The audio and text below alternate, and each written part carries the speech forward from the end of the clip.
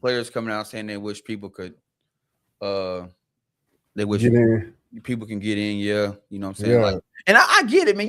You got cats like Cliff, man. Cliff, a lifelong Knicks fan. Shit, his ass gonna be able to go to that game.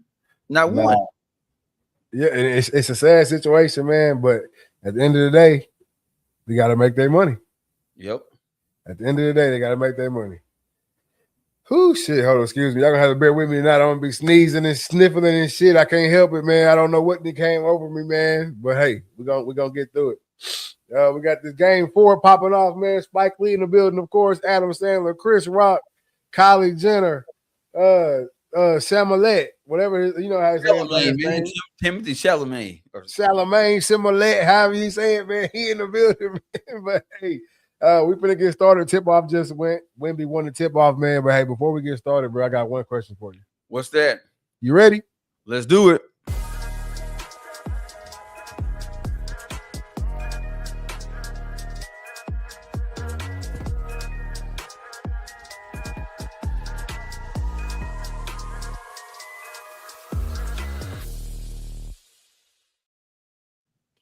Good afternoon, good evening, good night. This is season 8, episode 18, and watch party for game 4. It's episode 20. Finals. Episode 20. Look, I'm a little off. Either way it go, man. Welcome to the watch party for game 4, man. I am your host, Nick Reed, along with my brother and co-host Trey Reed. No killer cam tonight. How you doing tonight, man? Bro, I'm good, man. Just chilling, man. Been looking forward to this show, man. A lot of shit been going on this week. Man, there's so much shit going on. Again, big game 4 right here. The Spurs. It's low-key a must-win for the Spurs right here. But we got a lot going on in the world right now, man. It's just a crazy time. But first off, man, who you got tonight? Knicks. I think that they pissed off about, you know, saying the losing their last game. You know, Wemby hitting cats upside the head and shit. Yeah, they ain't about that shit. I think they finna go hard on them tonight. Big 3 from Vassell right there. Let's get into that Wemby, man. Grabbing Jalen Brunson by the back of the neck like his little kid and throwing him on the ground, man. No call, no flagrant, wasn't reviewed after the game and upgraded to a possible ejection or any of that. What do you think about that right there, bro? Bro, he the golden child, bro. I think he been testing the waters, you know, all playoffs, and he's like, man, let me see what I can get away with, and just blatantly just grab that cat. Which I give it to Jalen Brunson, man. He kept his cool, you know what I'm saying? He's just like, you know what? It is what it is. I think Jalen Brunson should have sold it a little bit more, if you ask me. I mean, as much as I can't stand, you know, we just went through the whole OKC thing and foul baiting, and they're doing too much, and it's slowing the game down, and it's hard to watch. But shit, in that situation, hey, I think Jalen Brunson, you got to sell that. You got to end up in the first row. Yeah, in the first row, roll around, grab your face. I mean, you got to play it out. Yeah, man, because Jalen Brunson, you know, he goes down and he comes right back at Wemby. And you know what I'm saying? Like trying to get in his face or whatever. Not saying that made it any better or less of a foul, but as to the refs, shit, he good. You know what I'm saying? Like that's exactly because this series does have that 80s, 90s feel to it. The feel that everybody been claiming they want it back. Man, they don't want that shit back. They think they do. They think they want that. They think they want that shit back. But yeah, you talking about as far as like the physicalness of it. Mm-hmm. I can see that. I can see that. I mean, I do believe they might want the physicalness back, but I don't think they remember how those games went. I don't think they remember the 65 to 50 games. Yeah, the 83 to 74 game. You know what I'm saying? Like, you get talked bad about in this day and age if you don't score 100. Yeah, because there's more scores in today's league than there was back then. Back then, you know, each team might have had 1, maybe 2 legit scorers. Now you got all starting 5 can put up some points. You know, like back in the day, they had a guy. You just an enforcer. That's all you out here for. You an enforcer, and you get rebounds. Don't shoot shit. Yeah. You can't do that in today's game. You can't have nobody out there on the floor who ain't put up no points. You ain't no points. I got nothing for you. Exactly, because it's moving too fast, and it's all type of shit going on. That 0 point shit gonna get you killed. I mean, if you scoring 0, and the man your matchup got 25, you can have all the rebounds in the world, Craig. That ain't gonna. It's not really moving the needle for it. Rebounds don't win no games. But yeah, I think this is I don't think people really want that 90s style back. I don't think if you had a game full of layups, I think the world would go crazy. Yeah, look at the WNBA. I'm gonna watch that shit. It's all layups. And then, as much as everybody's like, we just talked about the OKC and the foul baiting, right? It's stopping the game. It's hard to watch. Well, if they actually out there knocking each other upside the head, there's gonna be a whole lot of stopping games. It's gonna be a lot of stoppage. Exactly. It's gonna be a lot of stopping. So I'm not ready for that shit, bro. They don't want that shit back. They think they do. Like I said, they think they do, but nah. It's kind of the same, man. But no, I think this as much as I love Jalen Brunson and this is his team, I think this game tonight falls on the shoulders of the one and only Big Cat, Big Bodega, Karl Anthony Towns, or however you want to say his name. It falls on him tonight. Yeah, he's going to step up because Bronson's going to get his. But Cat gotta contribute. And I think they gotta put the Spurs away early. This coming to the last minute shit is gonna get you beat. And that's both teams. If you want to win this series and be the champ, you gotta put these cats away. Exactly. And the Golden Child just gets a big call right there. Originally called foul on Karl Anthony Towns. They review it and then it's turned into a block by Wembanyama.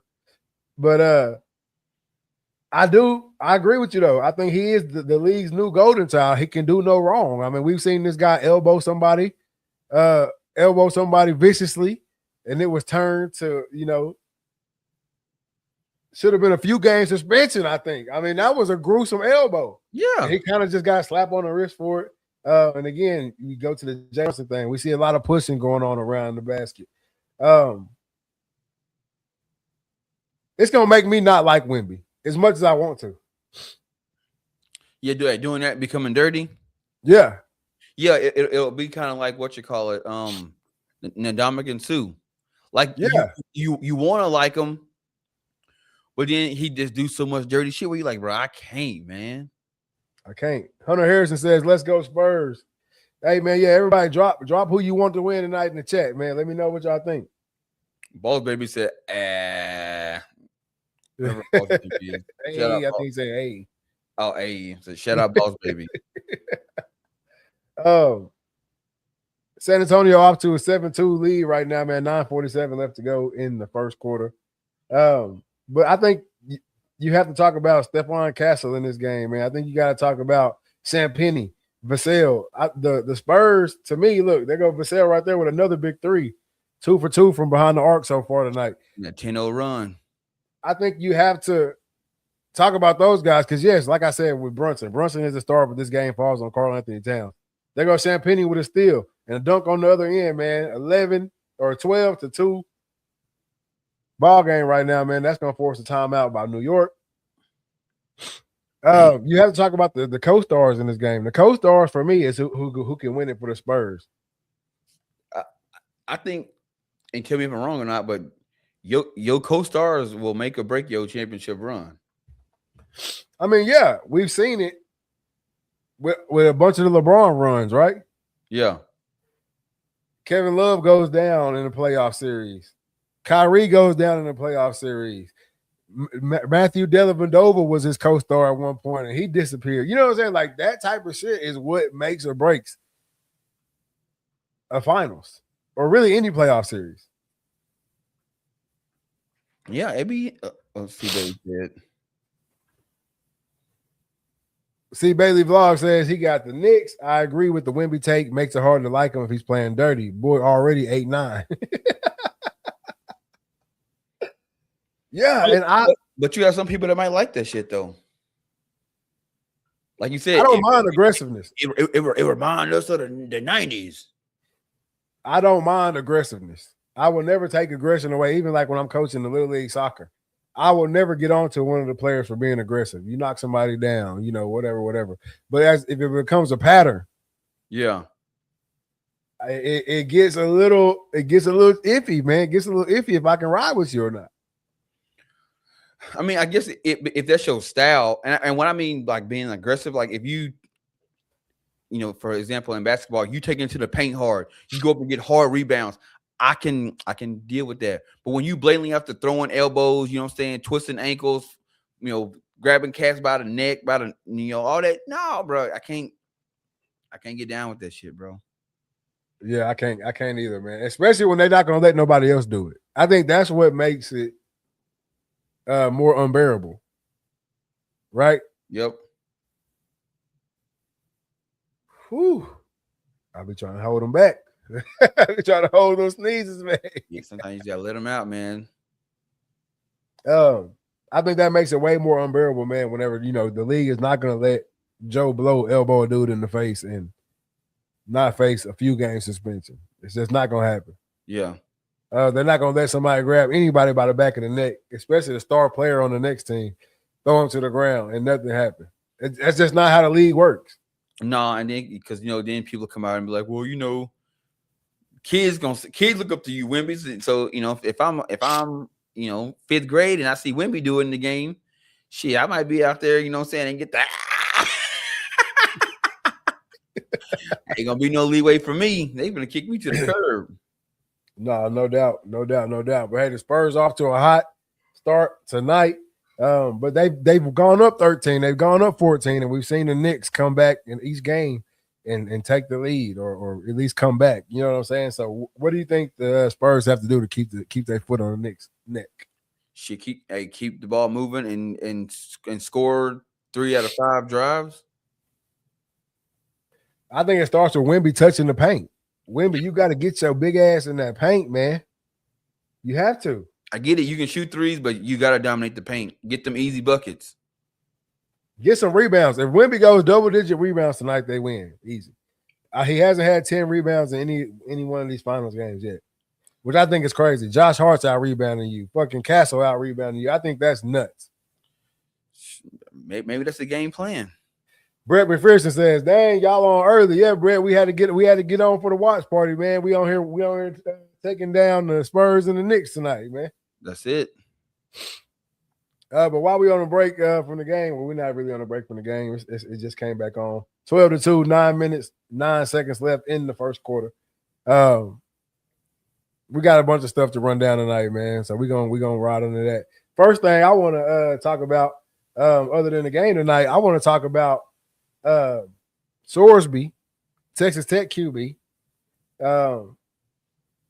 They found a judge that reinstated my boy, man. I'm not gonna say my boy because I ain't gonna act like I'm for it. They reinstated the kid, and the Big 12 is not having it, man. Shit, no, man, bro. Which I don't understand how the Big 3 from OG Anunoby right there, man. 12-5.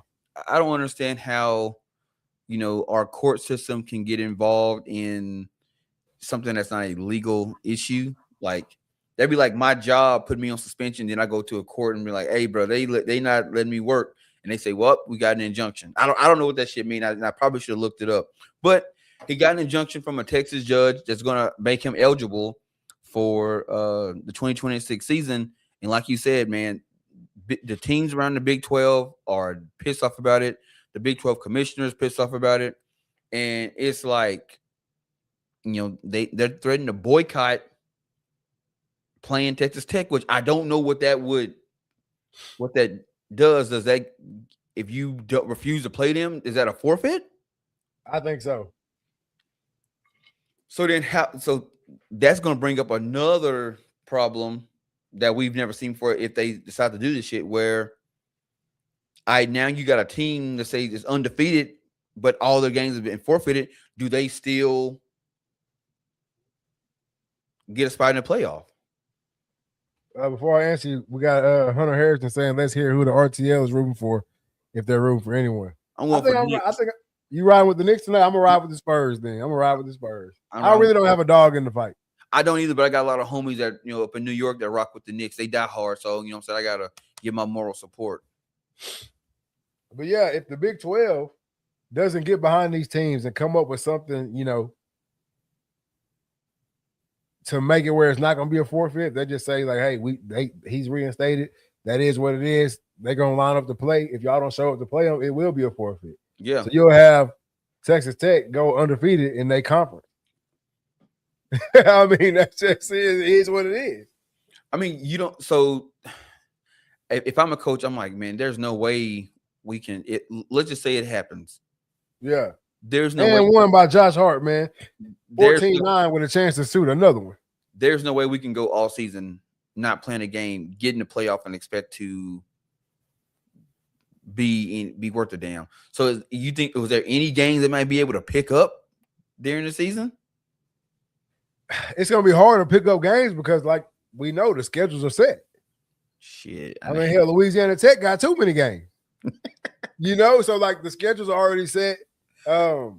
It's not like you can call your homie and be like, "Hey man, week 7, Arizona don't want to play us. Can we pick up?" Yeah. So I don't know what that be. I don't know what that would look like. 35U. I know a whole lot of cats that they'll accept that game. Should be like, we going to Lubbock. They broke off down there, man. They gonna quit their job and they make that trip. Man, we might get a scholarship or something, man. Halftime 200-0.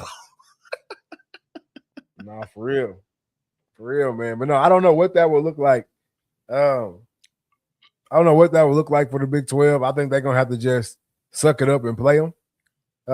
Unless, like I said, because do you really want to punish your players? Like, I'm sure they don't give a damn about him playing. Like, what's the problem with him playing? Well, he's the number 1 QB in the portal. He's basically saying he's going to be the number 1 QB next year. So if I get a chance to, it was a lot. Our schedule was looking a lot easier, at least that week when we playing Texas Tech, knowing that they're going to have to find a QB. Yeah, but my thing is like, all right, cool. He can play now. As a coach, let's just get. We ain't got CD and Jokers till week 6, so I'm not even tripping about it and just going about my business. Like, I feel like everybody's taking this high moral stance, and bro, y'all doing some illegal shit too. Yeah, but ours ain't been brought out to the light yet. I get it though, but man, look, at some point in time, bro, what they say, when you point a finger, when you point 2 fingers, you got 2 fingers pointing back at you. Yeah. Oh boy, big 3 by Castle, man. 19-10. Damn, that's that shit, bro. I think it's a lot of whining now, bro. I think if everybody wants to whine, "Oh, I'm not getting my way. I'm going to boycott. I'm a boycott." I'm so tired of the damn word boycott. Yeah, the word boycott is getting on my nerve, man. Turd Ferguson said 2-1-0. San Antonio, go Spurs, go. Hey, the Spurs looking good right now, man. And the Knicks is not hitting. Can't hit the side of a barn right now, it seems like. But I mean, with another big 3 and it's good. Damn, boy, they 22-10, 6-18 go in the first quarter. But yeah, I was just Charlie Baker, who's the NCAA president, he was just kind of like, "Hey man, it is what it is." But like I said, I'm gonna have to do my research and understand like what does an injunction mean? Is it like does it just gives him enough time to play the season and then they have to go back and look at it again? Yeah, it's kind of like if you remember back 3-4 years ago, Anthony Black transfers to Duncanville, now on the Orlando Magic. But Anthony Black transfers to Duncanville. He's ruled ineligible by the UIL, moved for athletic purposes. We've already beat that dead horse on this show enough. But they get an injunction, which allows him to play until the trial. You know what I'm saying? Yeah. And obviously they go on to win the state championship. They come back later on, rule him ineligible, and they take the state championship away from Duncanville. So it could be something like that. Texas Tech go on to win a national championship this year. The trial comes up, he's ruled ineligible, and now they're gonna say, "Hey, Well, no, well, then that means they can't. Well, because when he won it, he was eligible. So if they rule him ineligible, that means he just can't play the next season, which doesn't matter because he's They going gonna to. snatch their wins. You think Any so? game he played. I'm just saying that's what happened with the Anthony Black situation. Oh, okay. Which is basically the same thing. So what I'm reading here, it says the court ruling dictates specific consequences and conditions for Sorsby to participate. 2-game suspension, so he can't play against Abilene Christian. Oh, Wemby with a big 3 over Mitchell Robinson, man. 25-12, 5:46 left to go in the first. So he can't play against Abilene Christian or Oregon State. He has strict behavior conditions. He must continue clinical counseling for his gambling disorder, attend Gamblers Anonymous, and undergo treatment for anxiety and mandatory compliance reports. So Sorsby's legal team must provide monthly reports to the NCAA to verify he's adhering to all court-ordered recovery measures. So after reading this, what I think is going to happen is, as long as he follow all these rules, I bet you when they go the next time, they're going to be like, he good, man. Like there was his punishment. He sat out 2 games. He had to continue to go to treatment. He had to send in a weekly report or monthly reports. He good. Big block by Wemby right there. Spurs coming down up, and it's good off the glass, man. Carter Bryant. Does the NCAA really want to have Texas Tech win a national championship and then have to turn around and strip it from them? Like now you gotta, like, whoever they beat, big 3 from the corner, man. I don't want to be like, well, we lost to them, but we're technically the national champions. Now we get rings and T-shirts and shit that say national champion, but the world and everybody know we lost. No, I don't think they want that. That's just how this shit go. Yeah, but I think as long as which I don't know the rules behind Anthony Black's injunction, but I think with this injunction, I think as long as he, as long as he abides by the rules, I'm sure they're gonna be like, you good. I also think it just depends on how much of a funk these other schools are willing to really make it. Yeah. You know, if they're gonna say a little bit and then back off and still go through with it. But if the Big 12 really stand up 10 toes down and say, hey, we're not playing. If he play, we will not play. They are going to kick him out. Who, Tech? The NCAA. They can't. They're gonna rule. They're gonna have to do something. Because the Big 12 say we're not playing Texas Tech. We will not play them. Because the injunction blocks them from doing any more. They can't even meet on it. So you cannot override. You are a state funded school. You cannot override what the state is saying. Yeah, I don't know how they're gonna deal with that. I just feel like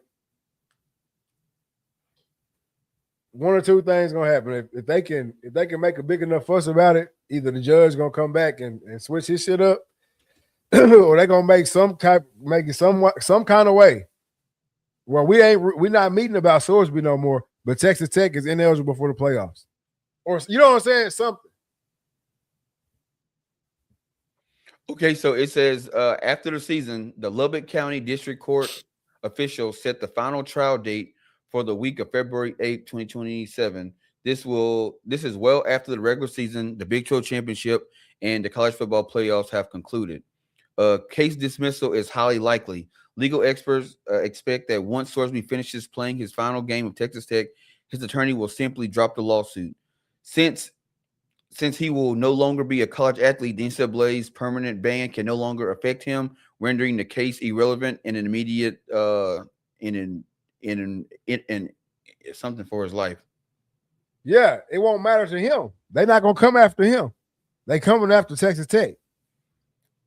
I done seen this story. Let's see. Can they punish Texas Tech?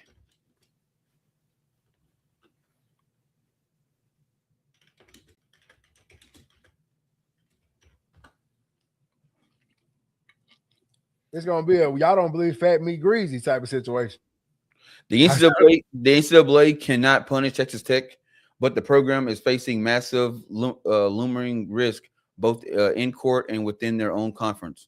The legal protection shielding the university is fragile, and the situation could still trigger devastating retroactive penalties and administrative backlash. I don't think they will. I think once if he win it and leave, I don't think, and like why spend the money? Why would we spend the money to do this shit when he gone? They want it. Let's just get past this shit. For the next one, even if the NCAA rules something, they will take it to the court system and get it overrode. I'm telling you, y'all can mark my word. Y'all can mark my words right here. What's today? June 10th, 2026. At the end of the season, February 8th, when they have their little trial, their little meeting, I guarantee you, Texas Tech will be under fire. I guarantee it. Especially if they come out there whooping ass. I don't know. From what I'm reading, it sound like they in the clear, because you seen what Texas Tech did this morning, didn't you? No, what they do? They basically made a post, or not basically, yeah, they made a post, but in the post it was like, welcoming Sorsby back and basically telling the Big 12 suck it up. Hey. So they saying shit, hey, and I'm sure they wouldn't have posted that shit if they thought this shit could not play in their favor. I mean, yeah, everything always good in the moment. It's always good in the moment. It sounds good. It feels good. We on top. We got our dude back. We planning on doing big things. We on top. But I'm telling you, when that February 8th get here, watch. Hell, they might kick their ass out the playoffs for the next 5 years. Shit, no, they're not gonna go that route. Man, you crazy, bro. This gambling we talking about. And bro, think about it. The NCAA ruled to ban Buddy indefinitely. That means you kicked out of college football. We feel like what you did is so bad that you can never play college football again. Yeah. That's how we feel. Then y'all went through the back door and made it where you can play. All right, bet we got something for your ass February 8th. Yeah, but I'm sure Texas Tech's legal team get together and goes, okay, check this out. What happens if we allow him to play? And I'm sure the legal team is like looking at it saying, it looks like nothing. If he's no longer part of the program, because he is eligible for the 2026 season. Once he plays that last game and gets out of and leaves Texas Tech, he is no longer a college athlete. He's no longer associated with the program anymore. So if the only way I can see this going, if the NCAA it gets petty and says, you know what, fuck it, we're gonna do it. We're gonna get petty. We're gonna do a lawsuit, but do they want to spend the money and do the lawsuit? Because they have to sue Texas Tech. Hell no. That's a drop in the bucket, man. That's a drop in the bucket. Bro, we already told you what it was. That's like you go to work and your direct boss tell you something. This is how it's gonna be. And you go to the big dog, you go to CEO and get it reversed. Bro, somewhere down the line, your direct boss gonna get your ass. Somewhere down the line, your direct boss gonna get your ass. It might not be today, but they gonna get you. And that's the same thing you finna see here. It might not be today, but come February 8th, I got something for your ass because I told you. Yeah, I guess I know the Texas Tech athletic director, Kirby Hocutt, he issued a statement today saying, he's watched all the reactions and he's watched all the reactions and he understands what everybody's saying, but the system says that he can play, he'll play, and they'll deal with whatever down the road. So he's obviously they ready for the shits. They're ready for the shit. Hey, Hunter Harrison said, is it possible the committee just doesn't rank Tech to make a point, assuming they're good this season? It can be something like that. Yep, that can happen too. It could be something like that. Let's say they good this season. and it come down to the nut cut, and they 12.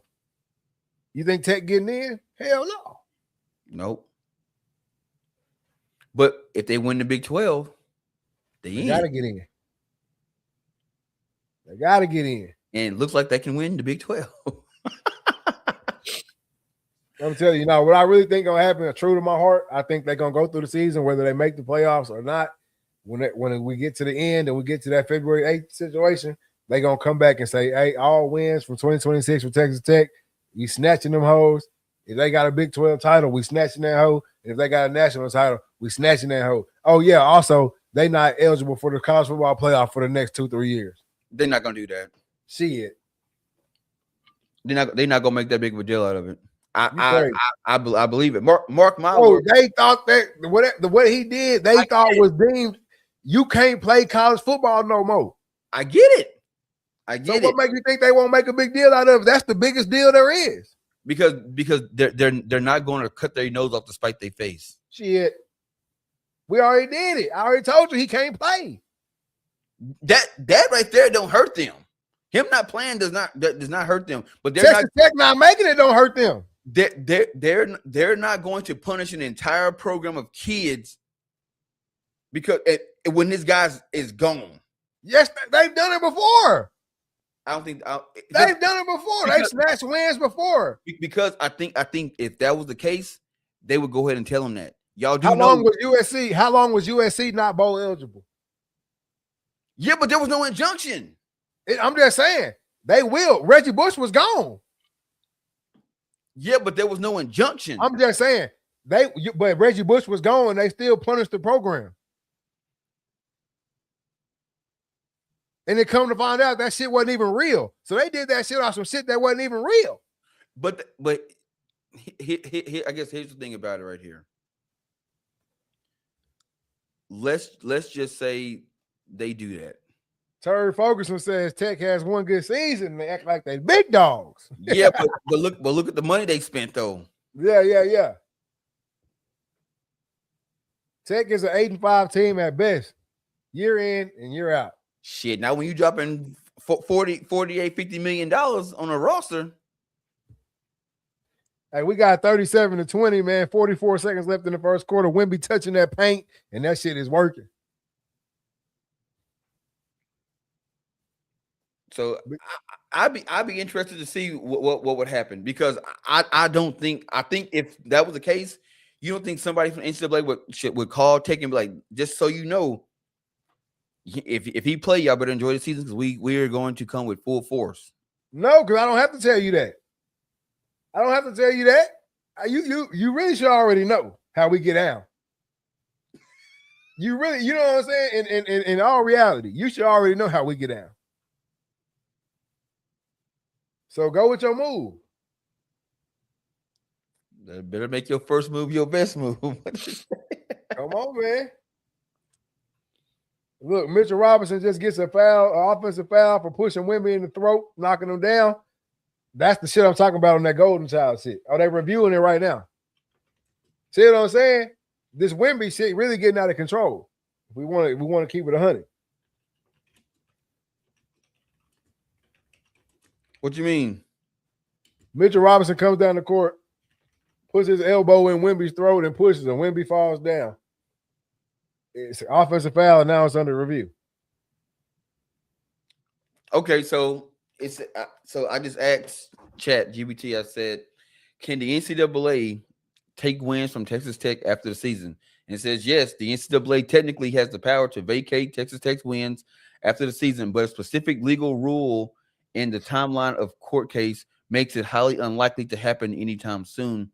The NCAA has a mechanism known as the rule of restitution, which allows the organization to retroactively strip wins, impose postseason bans, and claw back television revenue if an ineligible athlete plays under a court injunction that is later overturned." So what has to happen is season's over with, and they have the trial. And if at the end of that trial, if they deem him ineligible, then yeah, they can vacate the wins. They have the power to.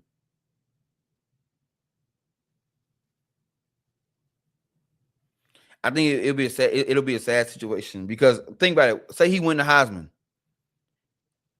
finals, not finals. Damn, championship. Won the championship, and he's the MVP. They're gonna vacate that shit. But does it matter? I have it now. You're not going to come get it from me. You are not physically going to come to my house and take my trophy. You're not going to come to the campus of Texas Tech and take the trophy. You're not going to come. You're not going to stop us from purchasing rings. Are they giving Wemby free throws for that shit too, bro? Damn. Tech on Mitchell Robinson. And hey, if you're watching the game right now, you see they just replayed the Jalen Brunson neck throw. So hey, the Wemby being a golden child is Wemby being a golden child is a thing for real. Turd Ferguson. At that point, it don't even matter no more. So, I think that's what they're banking on. Like, bro, like think about it. The NCAA, the Heisman Committee, all that shit has shown that we'll vacate your shit, but we're not gonna come take. We're gonna actually, can you bring it to us? Hell no. If you want to come get it, they're not gonna come on your private property and take your shit. They not the law. No, they're not, but they just gonna vacate it though. I mean, is it physically gonna be anything different? Maybe not, but that's what's gonna happen. I think they're gonna just say fuck it. Shit, you got a lot of faith. I think they'll say scratch it, and then yeah. See, in the eyes of the people, all those accolades and achievements already happened. So I think it's gonna be like, yeah, we can do it, but it don't change anything. Yeah, it don't, but we gonna do it because we told y'all he can't play. I don't think so. And because I don't think they want that backlash. It ain't gonna be no backlash. You already got a whole conference riding with the NC Dub. No, I'm talking about from this. I'm just talking about this from the people that put the money in the seats. You don't want to screw the. But you only talking about one team. You acting like they finna punish the whole conference. Texas Tech, y'all, like my boy said, y'all just got in the party. We don't give a damn if y'all get kicked out.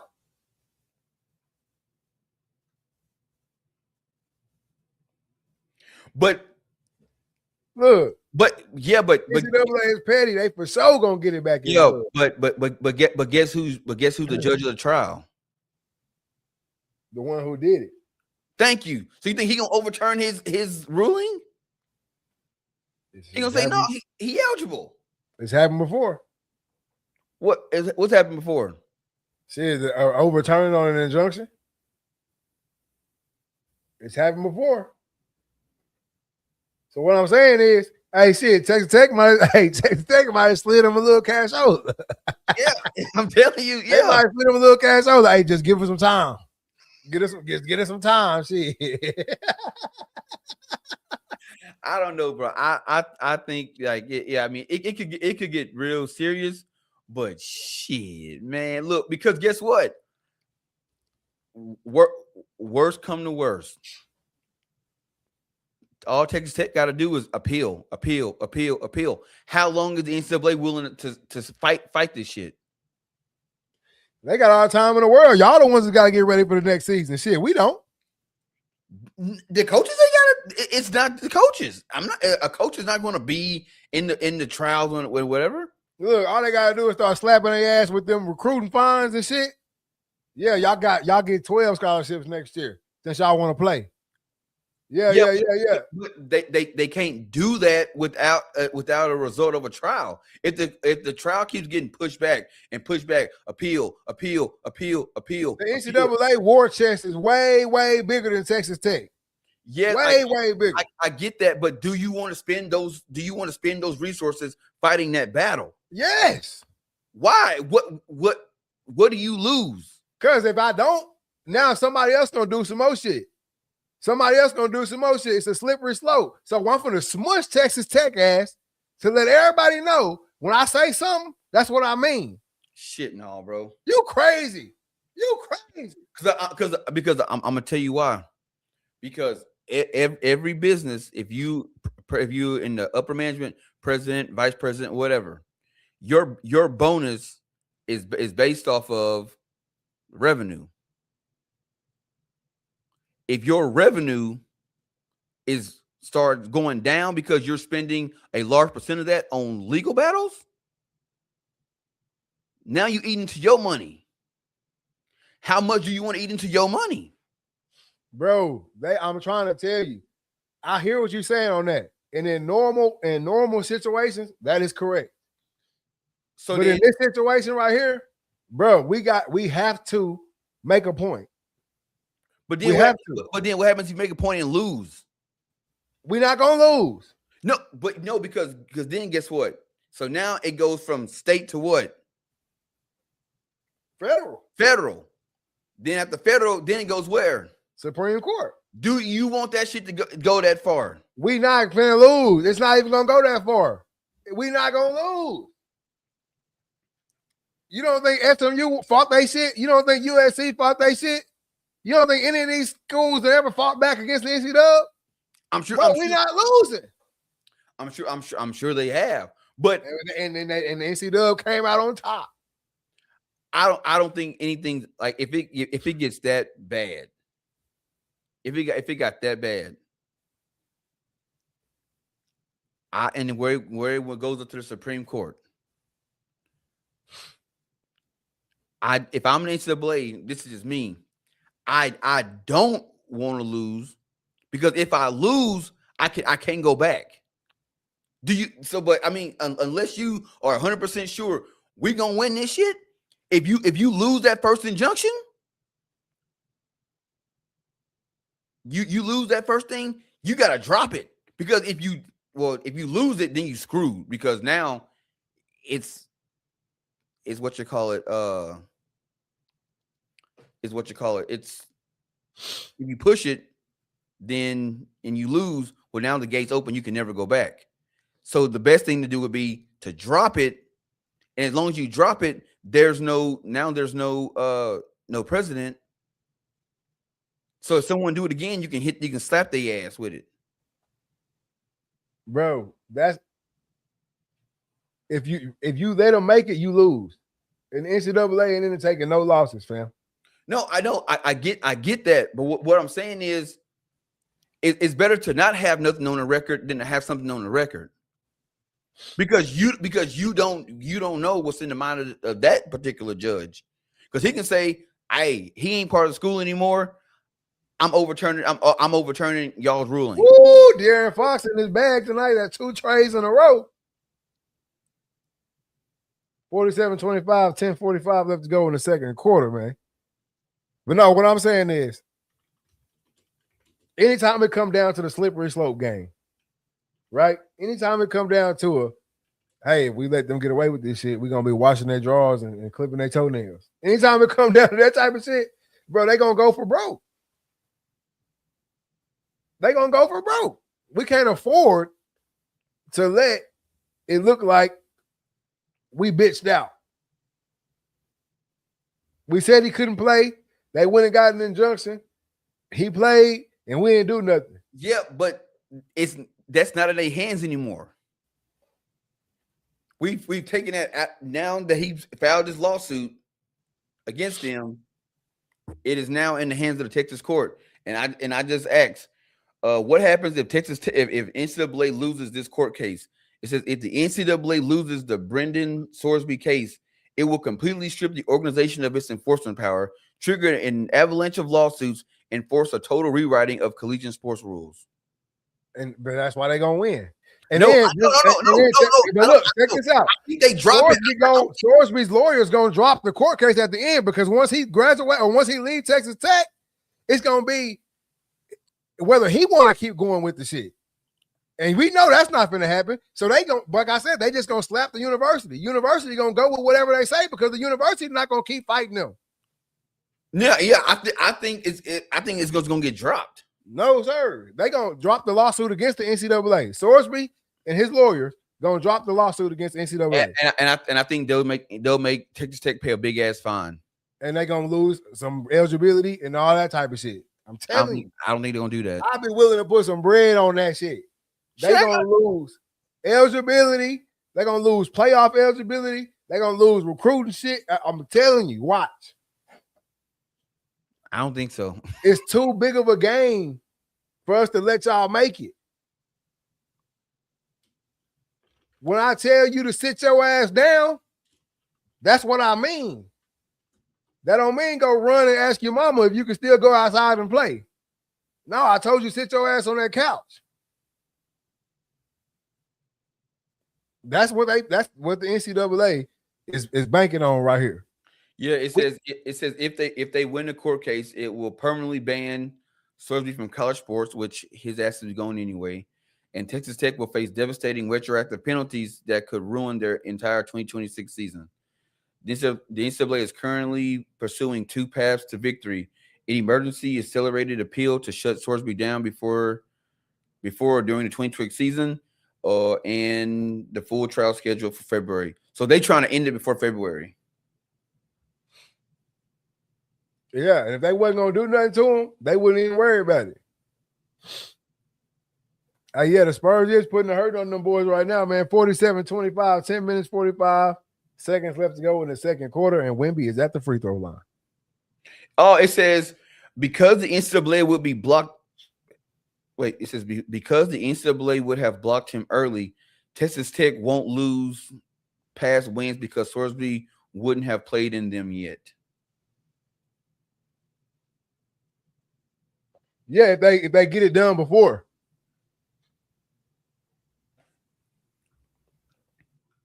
Yeah, if they say if they win, every win erased. So yeah. I'm telling you, NCAA coming for that ass. You best believe they coming for that ass. But you know me. I'm a prince of chaos. I would love to see their ass lose that court case, and because you looking at what NCAA's out of Connecticut, ain't it?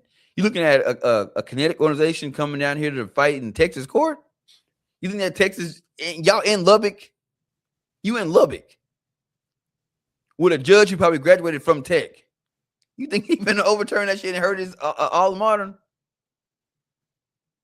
Shit. Yeah. Y'all better sit your ass down. The NCAA got that war chest humongous, boy. He probably getting letters in the mail right now. You know you fucked up, right? Well, you can't do that to a judge. Yeah, you know you fucked up, right? NCAA is pretty much the mob. Yes, sir. That's what I'm saying, man. It's gonna get active. It's gonna get active, man. Speaking of getting active, man, 48-27, 10 minutes, 25 seconds left to go in the second. Karl Anthony Towns shoots a free throw. Boom, it's good. 28-48. Man, do you think the Knicks blew their load early?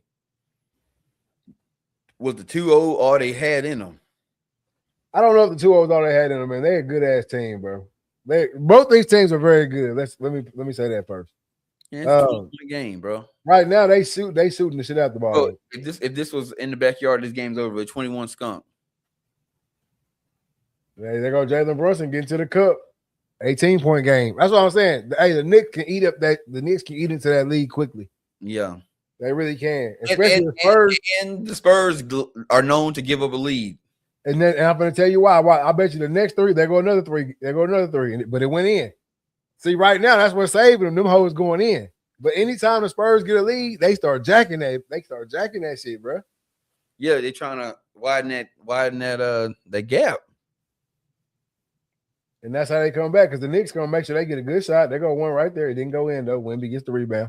So the Knicks come down, they make sure they get good shots, and they going to keep going. The Knicks just keep playing their same game no matter what. Look, they go another three by San Antonio. And that ball went in. Yep. is now a 94.5% chance that the Knicks, that the Spurs will win this game. 96.1 now. 54-30. Jalen Brunson trying to get a foul. It goes in, no foul call. 54-32, man. Looking back on it, though, game one, the Knicks had to come back and win. It's not like the Knicks been destroying them. No. The Knicks haven't been destroying them. And they go another three, the last three possessions. And he made that whole Sam Penny with the tray ball. The Knicks haven't been destroying them. But like I said, the Knicks going to keep playing their game the whole time. Nothing's going to change about their game. So if the Spurs like them, the last 3 or 4 possessions, the Spurs and came down and pulled a 3. They made 3 out of 4. If they go down there and go 0 for 4, we're looking at what the score was, 52. We looking at a 15, 16 point game. Yeah. If they miss them. You see what I'm saying? So I don't know. And I think it's also 2-0 is a bad spot to be in. Because you everybody talking about the sweep. Can we sweep these cats? That's not really where you want to be. Nope. So they thought they had full control of this series, and the Spurs finna show you that hey, we ain't nothing to be stifled with. Yeah, there's a reason we here. Oh, Turd Ferguson said, just like the sub, y'all boys, solid. Appreciate you. Appreciate it, man. Spurs can't miss threes. No, right now they shooting the air out that mug right now, man. I'm telling you. But they just can't get comfortable because New York, like I said, New York is not going away. They gonna keep playing their game. Brunson gonna keep getting into the lane. He probably gonna start getting some foul calls here soon. And them little floaters turning into basically 3-pointers. Yep. Mikal Bridges. Oh, just a heads up though, I do have a special segment for tonight that we are gonna introduce. Okay. But not right now. All right. A special segment. Look, they go another 3 from Champagne. He missed it. Look, here go the Knicks. Watch, they come down and get a bucket. Jordan Clarkson going to the hole. Yep. That's how it happens right there. 57-34. Now if they come down and jack another one. Oh no, alley-oop. Carter Bryant. Hey, the Knicks better get their shit together, man. No, they'll figure it out. They better. It's still hella early too. We know how these games go. Jordan Clarkson coming in trying to be Superman. That's what's gonna kill the Knicks ass. Mikal Bridges for 2. He missed that hoe. Karl Anthony Towns with the rebound and he gets fouled. Oh no, offensive foul. Spurs way. Hey man, it's all San Antonio, man. Through 2 right now. It's all San Antonio. 59-34. 7 minutes, 31 seconds left to go. We got time left. If you're a Knicks fan, you probably sitting at home like, damn it, I knew it. Man, to have Madison Square Garden, not one person on their feet in that hole and have it sound quiet, boy, that's as loud as the Spurs can make it in there. That's all you hear. Oh, they go another missed 3 by San Antonio, though. Carter Bryant fighting for the rebound. He gets it up. Hey, no foul call. See what Ferguson said. Vegas gonna make a call during ass. Hey man, we had the Knicks. I forgot what the point spread was, but shit, hey, y'all better make this shit close. I ain't trying to pay out. Hey, look, Cornette is not Wemby, so all that pushing and shit on Cat, they're not going for it. Yeah.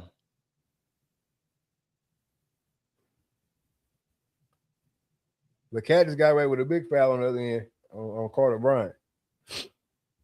But man, more big shit going on, man. Nick Saban calls on Congress to bring order to college athletics. This has been a big story moving on right here, man. And I thought it was crazy because they did pick an anomaly to show, but they picked linebacker out of deep 3 from Brunson. They're gonna try to say the foul was on the floor.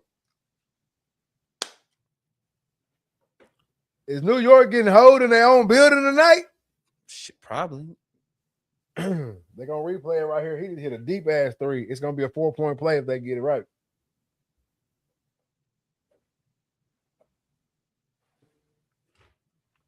But no, they picked What's the linebacker from Houston, man? Look like Bronny James. Linebacker from Houston. Yeah, linebacker from Houston, Texas. Can't think of his name right now. Hunt Dog, you still in this thing? I don't know those linebackers from Houston, Texans. Talk Man, about what? I don't know, Bruh.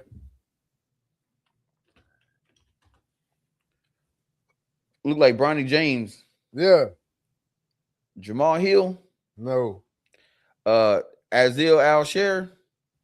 No. Well, shit, I don't know. I don't watch Texans football. He's got paid all that money, man. From the one from Will Anderson. Will Anderson. He a DN. Man, he a linebacker. He's a DN.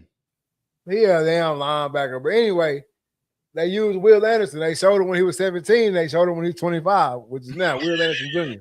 Oh, that's why I was having those comparisons up. Yes. I did say, God damn, he made a. Yes. So Nick Saban is upset about these guys getting all these extra years, being in the league when they're 25, you know, or being in the college football when they're 25 and 26 and shit or whatever. He's like, man, the shit is borderline illegal. You know, it's a grown-ass man for real, playing against kids, right? So they put the Will Anderson side by side when he was 17 at Bama and then when he was 25 with the Houston Texans or whatever. Which I think he's an anomaly to show because, damn, I mean, he everybody makes a jump, obviously, from 17 to 25. But he was already a freak at 17, and then when you see him in the league, you're like, damn, he was small at 17. Yeah. Oh, but when you see those pictures side by side, it really puts it in perspective. Like, damn, man, it really ain't fair. So give me your take on that. What, on the Will Anderson thing or the? Just in general, like obviously you see the comparison of the Will Anderson beside itself, but what do you think about these guys being 25, 26, still in college, man? You think it's fair? You think it should be stopped? What do you think? I think it's fair because if think about it, if everybody is getting that same amount of time, then now I can really focus on development to my young guys. When I bring a guy in that's 17, 18 years old, just know you coming in here, you won't play for a minute. Your first year to 2 years is gonna be you getting developed. And like you said, they showed an anomaly, bro. Not everybody's gonna make that huge growth. Everybody's genetics aren't the same. Yeah. So unless you can give me 3-year comparisons. I need 3 years of data. And but you can look at, but I feel like you can also look at Indiana last year and look how they ran through that hoe. Yeah, true. But then you got to account for experience. That's what I'm saying. The comparison just gave you a physical look through and what they look like. But hell, even if they don't make that big of a jump, your mind after being in college football for 6 years, 5 years, 6 years, 7 years, 8 years, man, you got a whole. I get that part. I don't like the guys being there that damn long. I think 5 years is enough. Yeah. But at the same time, what about the guy that goes, that looked like Will Anderson at year 2, year 3? But see that the reason why he still got to play a 17-year-old. The Will Anderson shit is different because if you look like Will Anderson, you're not gonna be there 5-6 years. True. If you and he just like Hunter says right here. Also, Will Anderson is an athletic freak, even for NFL standards. Exactly. Like if you look like that, you're not gonna be there. So I thought that was a bad choice of comparison for Nick Saban to use. But he got his point across. But he gotta he's making a point. He getting his he's manipulating the data. Yeah. It got his point across to me because I'm like, damn, that shit is true. But then I look more at Indiana. And then you also taking away scholarships and spots from high schoolers. I don't know how much I really buy into that too, because the same amount of scholarships still getting Getting you know put what out. I'm saying? Now, as far as like guys hopping in the portal that's that old and shit like that, I see what you're saying. But the same amount of scholarships are allotted every year, no matter who on your roster. Right? But when you look at the Indiana team, how they was able to run through the league, Yeah. you know what I'm saying? How they was really able to run through that shit. That puts it more into perspective for me. Because those mental reps. I mean, 5-6 years of college football, especially if you in the same program, it ain't too much you ain't seen. Yeah, you are a veteran at that point. A real life vet. Because technically, what after what 3 years, you're considered a veteran in the NFL. Yeah. So shit, when you a junior, you're considered you're a 3-year vet in college football. And but you still in that window of college, of an athlete, of a collegiate athlete. My thing is the 6, 7, 8-year cats. 5 years is what damn near normal. Yeah, 5 years is where there is the normal window. I'm cool with that, but I've said it on other shows. That whole 6, 7, 8-year shit, bro, get your ass gone. Be gone. Because if the majority of your class is going on their second and third year in the league, you should not be in college football. Because there ain't no league for you.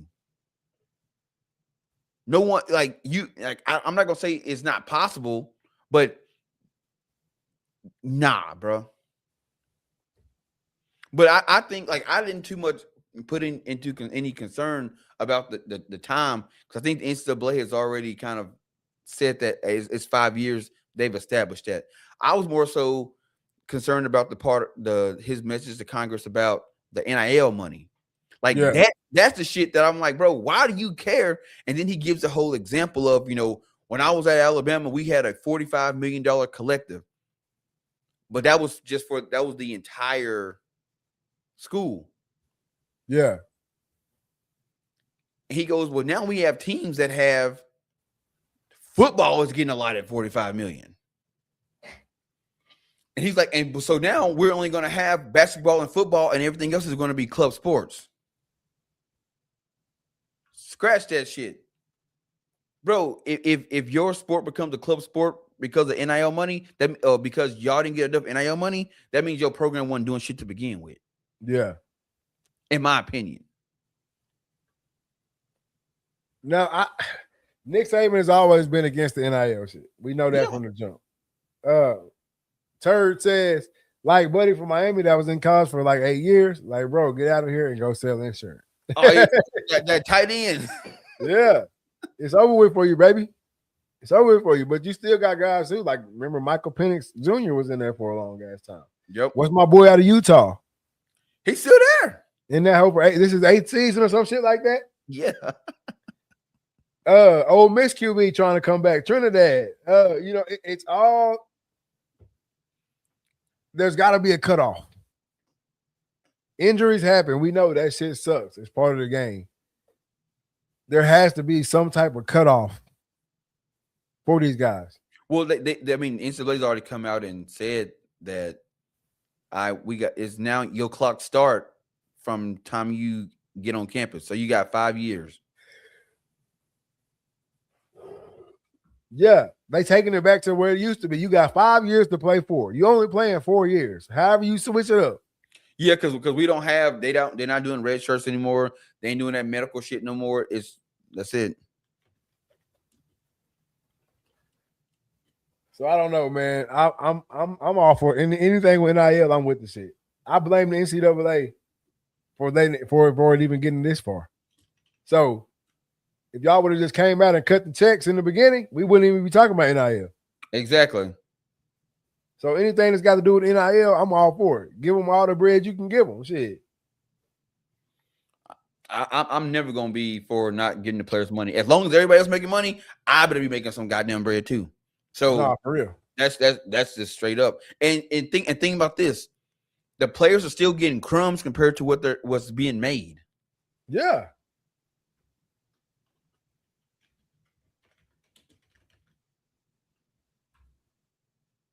What's that quarterback's name? I can't remember his name. Look, the Spurs bullshitting y'all. I'm telling y'all.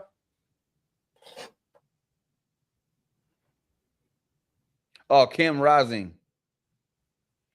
He actually had to retire. May 7th, he retired. Retired. So he was going to play this year, but he broke his hand, so he retired. It says former Utah QB Cam Rising retires from football due to hand injury.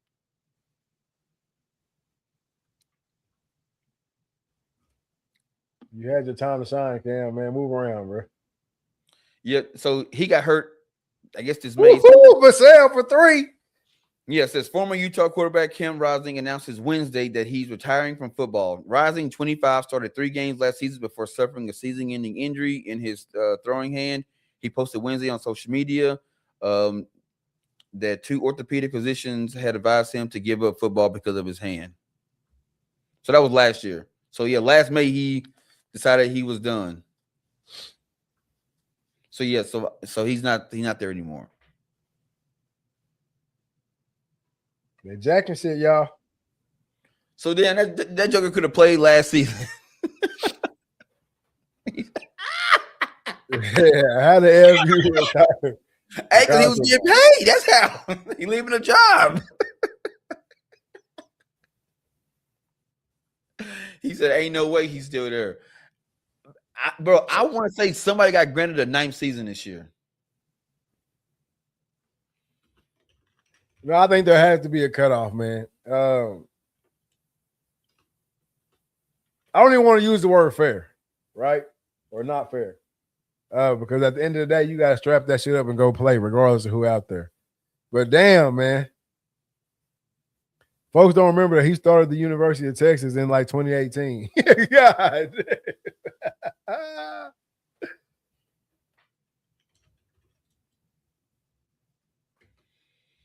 And that's what I'm saying. There's got to be some type of cutoff because, bro, at some point, like where you should be in your game, there shouldn't be a college kid that's able to mess with you.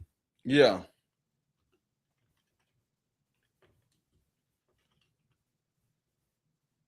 See, who's the oldest college? Mitch Griffs from East Carolina. He 7th season. This is 7th season. That's too much. I ain't never heard of you, bro. I ain't never heard of you. Mitch Griffiths. What position is Mitch Griffiths? Quarterback. That's too much, especially for a QB. You know, old lineman and shit. Does it suck? Would it suck to be a D lineman playing against him? Yeah. But he ain't really just putting too much on the game. But, bro, that QB, a running back, a linebacker, a safety, somebody 7 years, bro. There ain't nothing you ain't seen out there. So you got Monty Harris, which he's 30 years old. He playing Arkansas, but he went and played baseball first, right? Yeah, no, you gotta say years. You can't really say age because some cats come in like him. He came in from the MLB and all that. So shit. you got John Emery. He's played for UTSA. He's on his 7th season, running back. Jacob Zeno.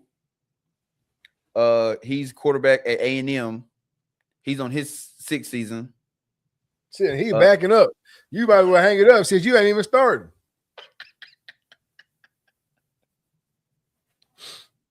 Yeah, the guy from ETSA says Emery only recently transferred, landing with UTSA after a 6-year spell at LSU. So he was at LSU for 6 years. And I don't remember him playing none.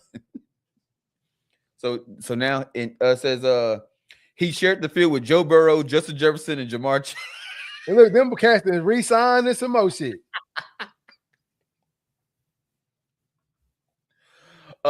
Jacob Zeno, he played with Jalen Hurts. Damn. How long Jalen been in the league? Hunter Harrison said he's still holding on to COVID year. Jalen Hurts he done lost the Super Bowl, won a Super Bowl, won MVP, re-signed for some millions, and you still playing. Hey, Terry said, bro, go work at the factory at that point. It's time to punch that clock. Bro just want to be on campus at that point. Hey, what's that movie? Well, National Lampoons. What's that guy's name? That was he lived on campus. Not Ferris Bueller, but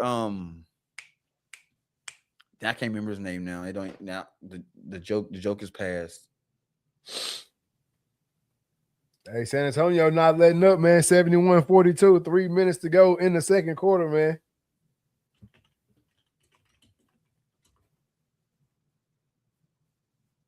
Van Wilder. There we go. That's it. Van Wilder, man. I'm not gonna lie, bro. If I worked at the NCAA, I'd be like, bro, we gonna implement a Van Wilder clause, bro. That's what I would call it, Van Wilder clause. Hey, look here, bro. Hey, after 5, your ass is gone. Ain't get gone, man. Go figure it out. You gotta go figure that shit out somewhere else. It ain't gonna be here. Yeah, that shit is nuts, man. But I know I just wish Saban would just get off of it, bro. Like, you know what? It's past. The toothpaste is at the tube now, bro. It's too much money to be made, and now you can't now take money from these kids because now they're gonna be like, man, what the hell? I'm sure they still gonna play, but now they're gonna just be it's gonna be a chip on their shoulder. No, the money not going nowhere. The money not going nowhere. So you can either get with it or get lost. But the money ain't going nowhere.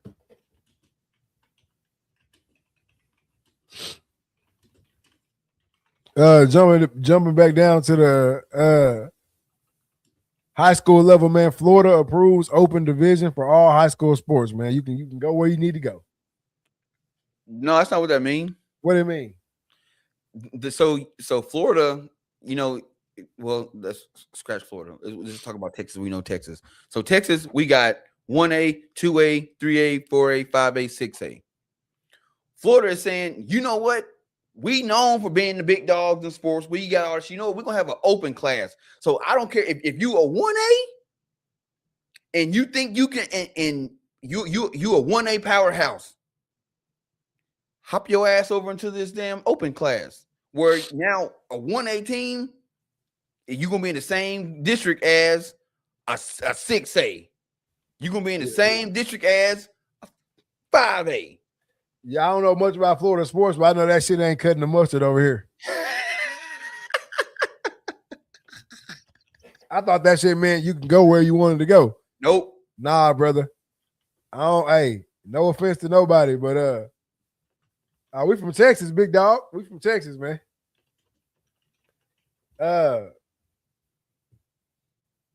That shit ain't flying over here, brother. I don't even want to say no schools' names, because I said some schools' names on a TikTok clip, and damn. So I don't even want to say no school's name, but you know who you are. You ain't beat none of them. You ain't boy, you gonna get, boy, how your fucking hospital bill gonna be high as hell. So it says Florida's High School Athletic Association approved an 18 open division for 11 high school sports. Starting in 2026, the 2027 school year, the top-rated team statewide will compete in a separate championship bracket, regardless of their traditional class. So that's going for football, basketball, football, boys and girls basketball, baseball, softball, boys and girls soccer, boys and girls lacrosse, girls volleyball, and Florida now has high school flag football. Now look, the flag shit might work. I don't know too much about volleyball, but the volleyball might work. But bruh, when it comes to that 11 on 11, shit. When it comes to football, the schools that'll be in it will be St. Thomas Aquinas, Carroll City, American Heritage, Madonna, West Bosco Ratton, Central Miami, Cardinal Mooney, and Lakeland. So I don't know shit about those schools. I know Miami Central, but I know Lakeland. I don't know nobody else. I let it be a trial run, because yeah, I get it. You've won. You're a powerhouse in your traditional class. So so say you were a 3A, and you powerful in 3A. Man, as soon as you take your ass up to 4 or 5, or maybe 4, you can compete. You go up 2 classes, you might have the starters that compete with the top the bigger division school, but you're not gonna be able to mess with them when it comes to that 3rd, 4th quarter. Hell, deep in the 2nd, bruh. Think about this shit right here. Like, let's just say 3A, right? 3A is Liberty Islo, around here in this area. Liberty Islo, Atlanta, Hooks, Redwater, DeKalb, Queen City. All right. Could you imagine them playing DeSoto, Duncanville, North Shore?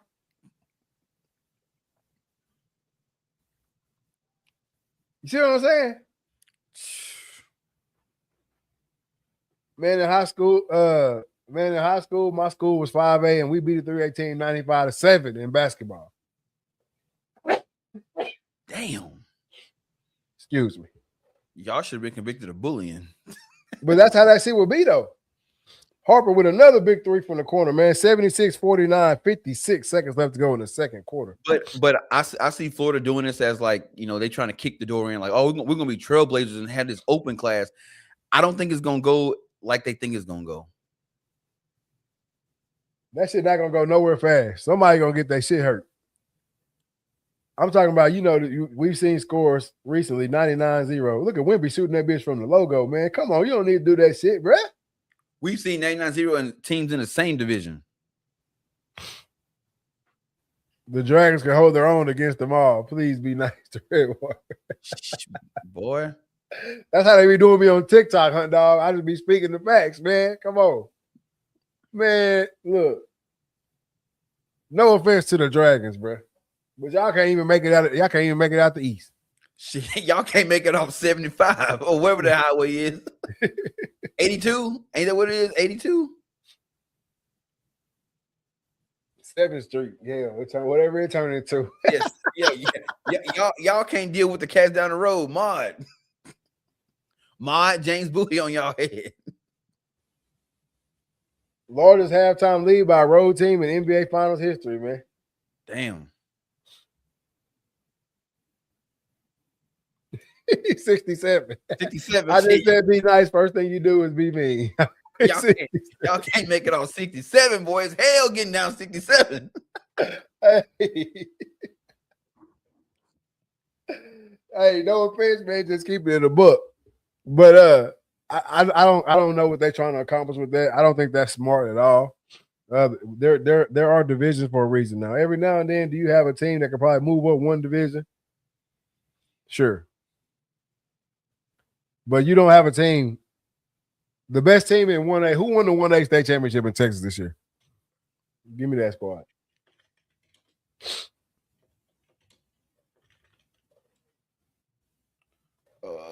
It was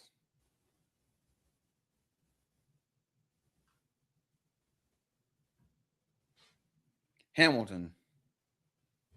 Hamilton? Yep. All right, man. Let me do a little due diligence real quick. Man, 5A teams in Austin and San Antonio can't even compare with 5A teams from the DF Dub in Houston. What do you want to know about Hamilton? I've got to look at their roster real quick. I got a roster right here. How many did it tell you? Did it tell you how many offers or anything came off their roster? No, but it's fucking. I mean, it's huge. They got a lot of kids.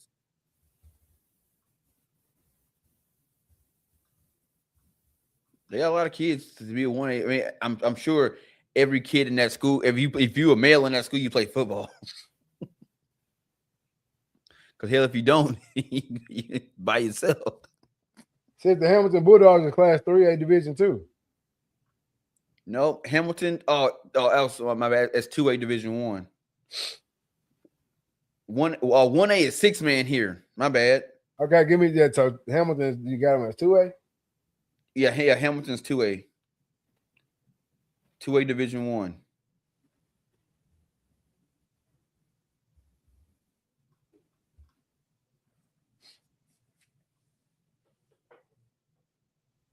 Yeah, Class 2A Division Championship led by head coach Ryan Mowitt.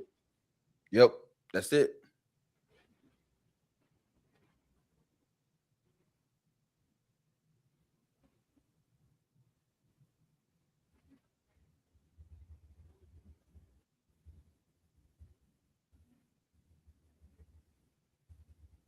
You moving slow over there, boy. I know, man. I can't get what I need to pop up, man. What you trying to get? I'm trying to see what if they got any college players on their team at all. I highly doubt it.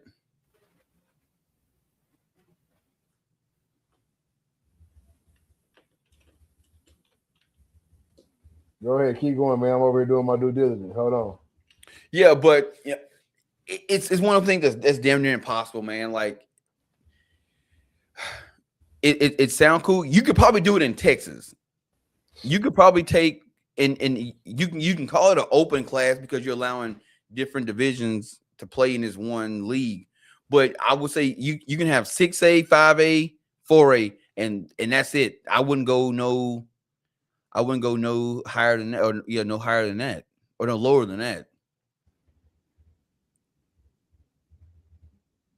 But then, how would you? I mean, I guess how would you do it? Would you put because you gotta have so many 4A teams, so many 5A, so many 6A, and then you got to mix some games up because you don't want your 4A to play 4A, 5A play 5A, 6A play 6A, and then the champion meet in the middle. Then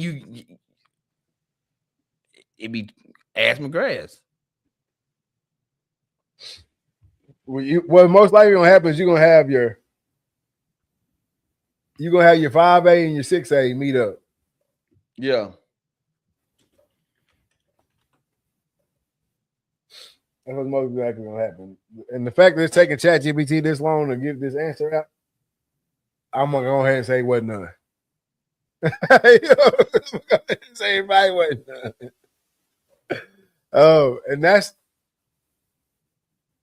where you lose your shit at. At the end of the day, most likely the team with the most college athletes gonna win that hoe. Yeah. The most cats with the skill level to go to the next level, they're gonna win it. And when you just looking at their stats, Devin Earns, he had 78, averaged 78 yards a game. They running back, he averaged 121 yards a game. He had 28 touchdowns on the season. The running back did. They had a linebacker. He's a freshman. He averaged 13 tackles. Quarterback had 33 touchdowns. Boy, you know it's bad when they don't have the quarterback's yards on this joke. You don't even have the QB. You don't even have passing yards on here.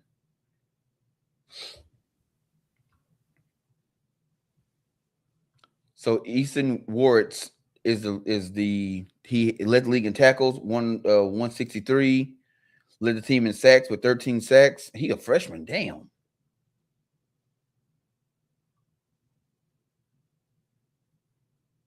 So I mean, but I don't think they got no juice to be. They got no juice for no kids like that. Michael Watt 713 says, "Go Spurs, go!" Hey, and the Spurs are rolling right now, man. That's it. First half stats. Let me get some first half stats for anybody who hadn't been watching the game.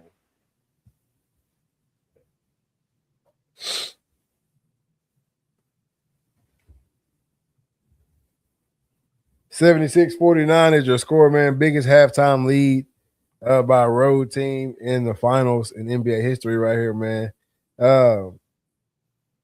You got Victor Wembanyama with 16. He's 6 for 11 from the field, 1 for 5 from the three. He needs to stop shooting them hoes. 6 rebounds, 1 assist.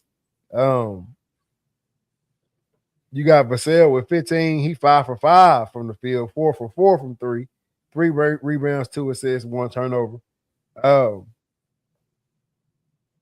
De'Aaron Fox, he got 13 points, man. 4 from 8 from the field, 3 from 5 from 3, 1 rebound, and 6 assists. So he being a real good point guard tonight. Stephon Castle got 5 points. He 2 for 6, 1 for 3 from the field. 1 for 3 from 3. 3 rebounds, 3 assists, 1 turnover. He got 3 fouls, though. Castle stay in foul trouble. But again, I can't take nobody's aggressiveness away. And Michael Watts also said Trump jinxed the Knicks. Damn. heard that a few times today, man. Trump and Stephen A. also got into it. Oh, hell no. What's up? I was wrong how this shit played out. It says starting the 2026 season, the Florida high school football landscape will split into a two-part postseason system. The regular season remains unchanged, but the playoffs now feature a separate Elite One division alongside a traditional classified bracket. So if you won state in 3A, people been saying do this shit for years. then you get put in the open class and play as separate to get a true state champion. I'm down with that. I'm not, because it's gonna be pointless.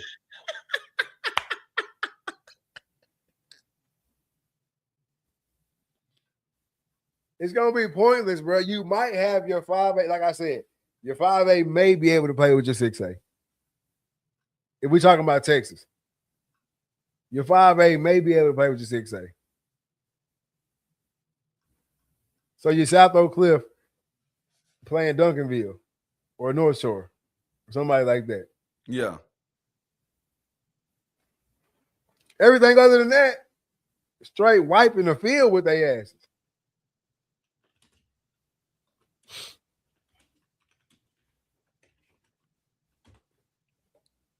It's not plausible, man.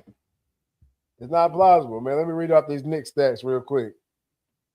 Jalen Brunson got 19, 6 from 14 from the field, 1 for 3 from 3, 2 rebounds, 3 assists. Mikal Bridges, or OG Anunoby, 14 points, 3 for 6 from the field, 2 for 4 from the 3, 1 rebound, no assists. Karl Anthony Towns, 6 points, 2 for 2. He got to shoot the ball way more. I told you this game's going to go on Karl Anthony Towns. I did not realize he was only 2 for 2. And he only got 3 rebounds, too. Josh Hart, 3 points, 1 for 1. You got to do more. Mikal Bridges, 5 points, 2 for 4. You got to shoot more. So Brunson has shot 14 times and made 6. Your next highest guy to shoot the ball is 6 times from OG Anunoby. Damn. That ain't gonna cut it.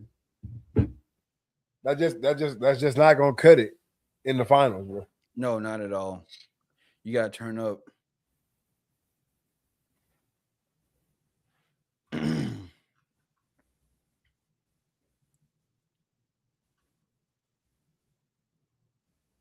So I just had ChatGPT run it if they did open class in Texas. So you would have Astor Costa playing DeSoto, Austin Westlake playing North Shore, week 2, Austin Westlake plays number 1 DeSoto, Acosta plays North Shore plays DeSoto, and Acosta plays Westlake. And then week 1 of the pool 2, Allen playing Duncanville, North Crowley playing Southlake. Then North Crowley will then play Duncanville. Allen plays Southlake Carroll. And then week 3, Southlake Carroll plays Duncanville, and Allen plays North Crowley. And they take the best 4 teams out of that.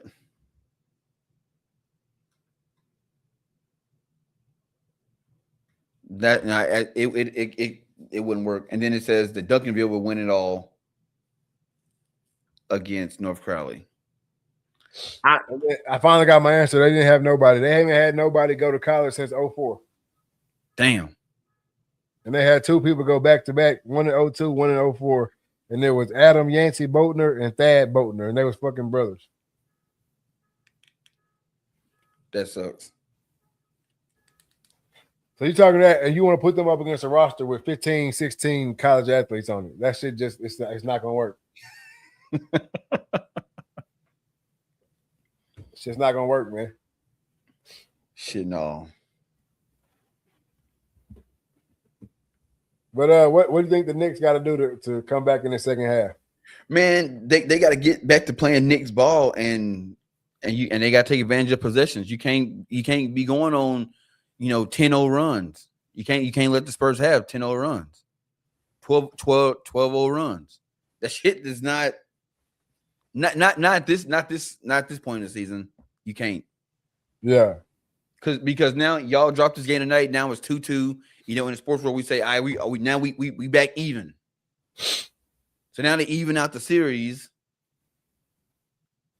and now they got the momentum going back home. Yeah. I think it comes down to, like I said, man, y'all got to figure out a way to get Karl Anthony Towns involved on the offensive end. Yep. He done made both the shots he took, shit, but he only 2 for 2. You know what I'm saying? He's only played 8 minutes. He in foul trouble? Oh yeah, he got 3 fouls.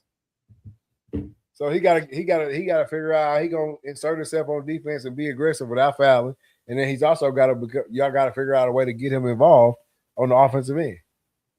Yep. You have to. Josh Hart, tonight ain't the night for you to do the Josh Hart shit you be doing sometimes. Tonight ain't the night. Right now you sitting with what, 3 points? You know, it took 1 shot. Shit, you might be the one with the hot hand tonight, but you can't find out because you ain't shooting that out. Exactly. The good thing about it though is just how the Spurs had this amazing first half. Should the Knicks can come out and have an amazing second half, and Spurs can have a bad half. Yeah, but this shit started out 0-0 in this first half. Yeah, but I mean, we've seen teams just melt down in the second half. Yeah, no doubt. If the Spurs come out settling for threes, if they go cold, because right now they hitting them hoes. Yeah. But if they go cold in the second half, I mean, the Knicks are going to at least make it a game. Yep. They're going to at least make it a game, man. Hey, if you tuned into the show right now, man, make sure you hit that like button, hit that subscribe button, hit that share button over on the Facebook, man. Follow us. Stay tuned with us, man. We're going to keep rocking out this hot content, man. If you're over on the YouTube page, hit that subscribe button. We got a new subscriber tonight, man. Shout out that boy Turd. Hit that subscribe button, hit that notification bell so you can know anytime we go live, man. Get over to the TikTok, Read, Talk, and Listen podcast over there on TikTok, man. Make sure you follow, hop in the comment section, man. Talk to us. We're going to talk back. If you can't watch us live, man, make sure you get on the Spotify, download the Spotify app, subscribe to the Read, Talk, and Listen podcast, man. Take a switch in your pocket, man. We're going to make your drives a little shorter and your day a little better. All right? Get over to the Instagram, man. Follow my guy, DA_Dreaded Archer 17, and also follow myself, Big Poppy _ONE9. You are now tuned in to the RTO podcast.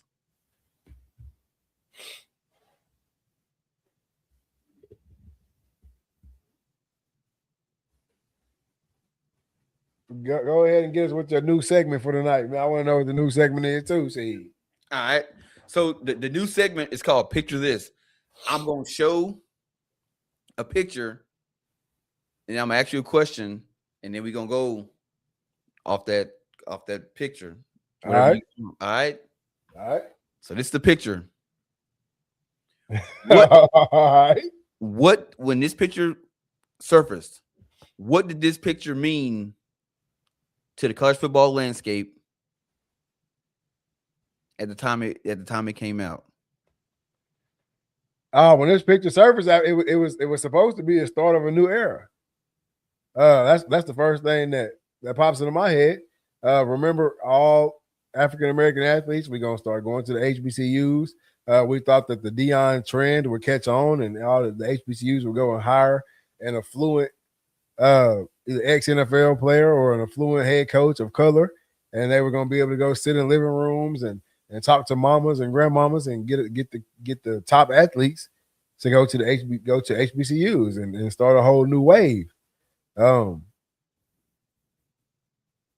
that's what that picture brings me. It brings you back to a time where shit was going live. Yeah, bro. When I saw that picture, I said, man, we got to do a new segment. Bro, you hit the nail on the head. I mean, that was like the best answer you could have gave, because that's what that picture was supposed to like spark, catalyst. And for a minute, that was the conversation. We saw it.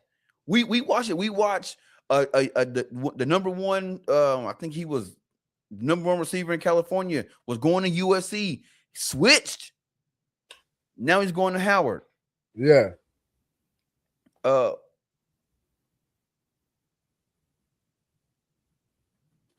Did I hear the announcer right? Biggest halftime lead for any away team in NBA history? That You wasn't heard on that my right. bingo card. Yep, you heard him right. You heard him right. But no, that moment in time was when I believed it was going to be a shift because we started seeing it all over the country. You know what I'm saying? Cats starting to they were switching. They was going to HBCUs. I mean, Travis Hunter, the #1 player in the country, had offers from every school. #1 receiver, #1 corner. Goes to Jackson State. Yep. We saw coaches, former NFL players getting jobs. We saw Mike Vick head to HBCU at Norfolk State. We saw Deshaun Jackson. We saw Ed Reed attempted to go to Bethune-Cookman. That shit, you know what I'm saying, self-destructed. EDM 331 said, had to ask myself if the Knicks are resting their starters for game 5. See, they bet not. And find your ass sitting at home. OG Anunoby with a big 3, 76-52. But yeah, man, go ahead. That was what was supposed to happen, and it seemed like everybody got on board with it except the schools. And then it self-destructed.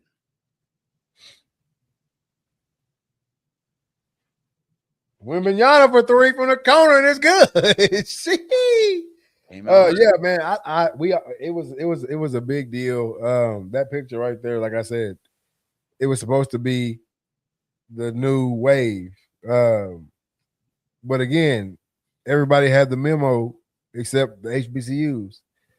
We saw Ed Reed, the debacle that went down with Ed Reed, right?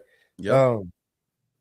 And we knew that's what would have to happen if that type of things would have to happen if the HBCUs wanted to get on board. The money was going to have to be spent. The coaches were going to have to be hired. The kids you wanted to get need facilities, maybe not rivaling PWIs, but at least comfortable. Yeah. You know what I mean? The uniform's going to have to get a little bit better. Things like that. So I think Terry said it best. It was self-sabotage. Greed is the root of all evil. Damn. You have to align yourself with the stars. The stars not going to align themselves with you.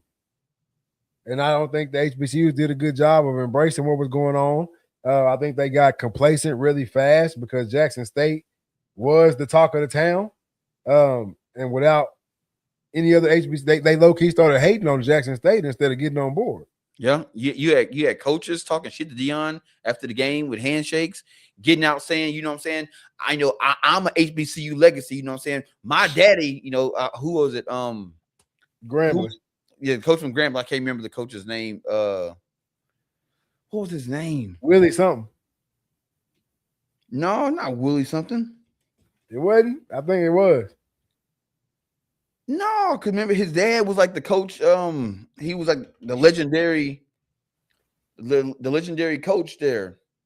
Yeah. Oh, bro, it's gonna mess me up. Damn, that's messed up my whole damn conversation. Oh, Eddie Robinson. Damn, it was Eddie Robinson. I said Willie. It was Eddie. Yeah, it was Eddie Robinson Jr. getting out saying like, I'm HBCU to the core. I was born in this shit. And this guy gets to come in and be the star? Like, no, bro, that ain't what he was trying to do. I'm just a star because I'm Deion Sanders. Yeah. I get it. You Eddie Robinson Jr. You ain't Eddie Robinson. You Eddie Robinson Jr. You ain't did shit. I'm Deion Sanders, and I ain't coming here to try to take over shit. I'm trying to start a wave.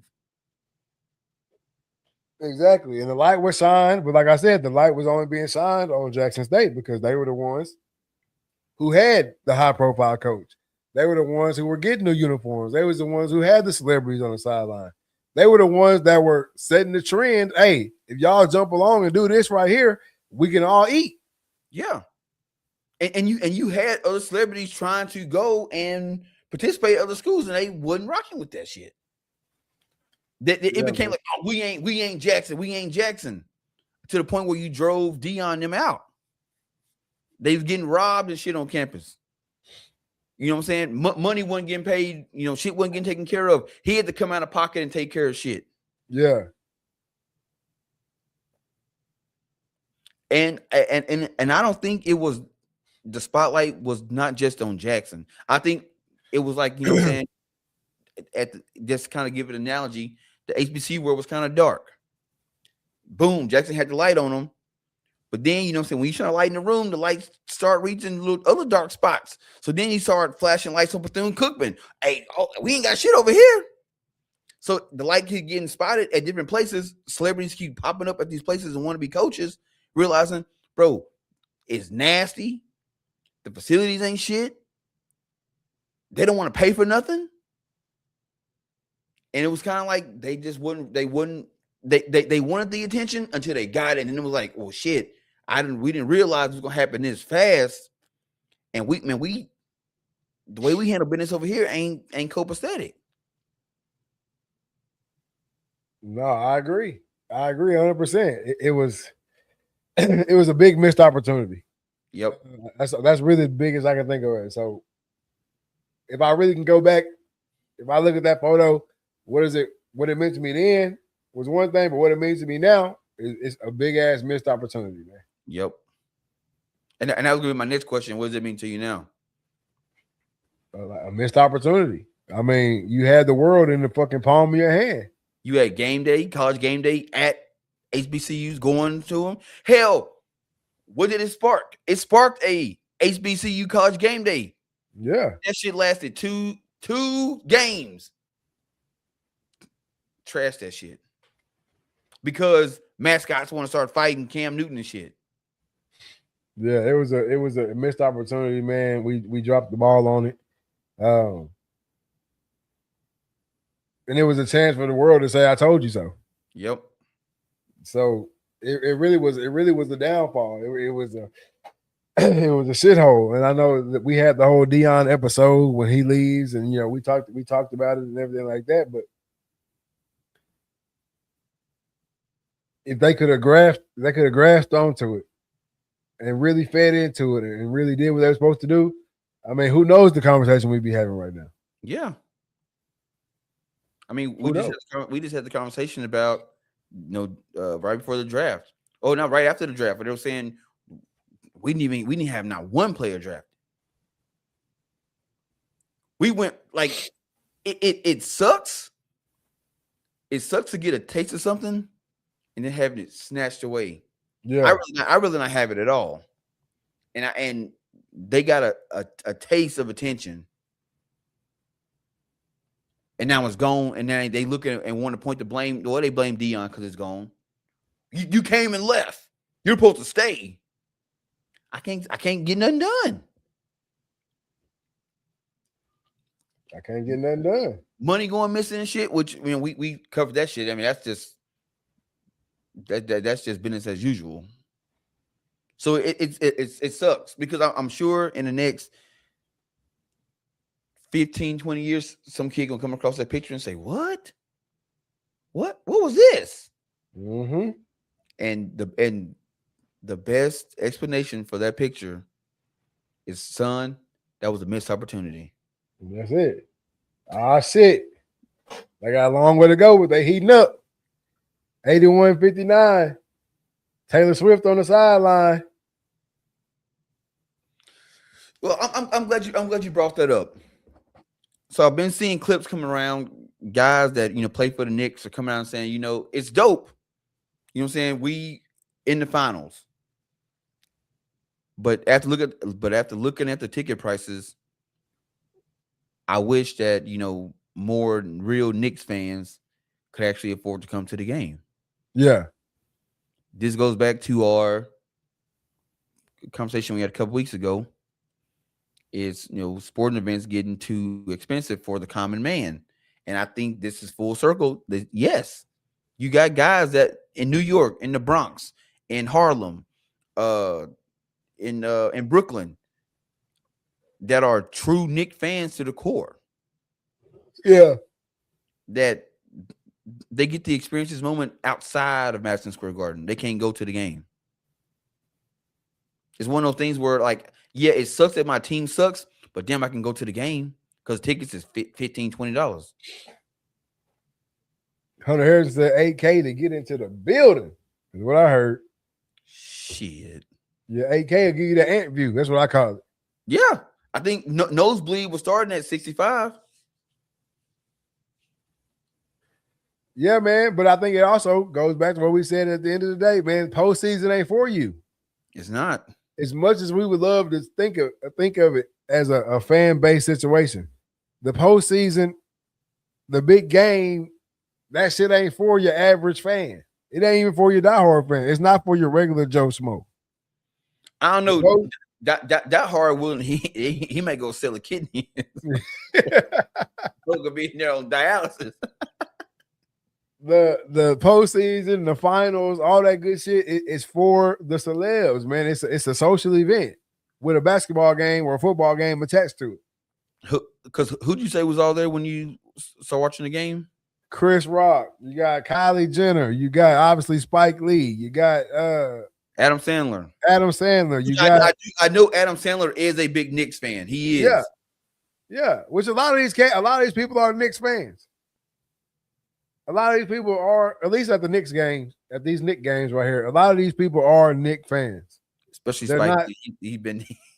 Oh yeah, shit. He might as well be a coach at this point. Shit. I'm sure he got some kind of part ownership in that joke. He got to.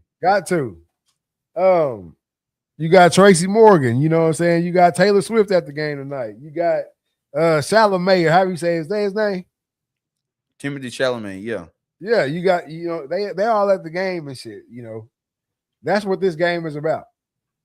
That's what these finals and the postseason and shit is about. We want to be able to say this person is here. This person, look at a Laker game. Yep. You know what I'm saying? That's what it's for.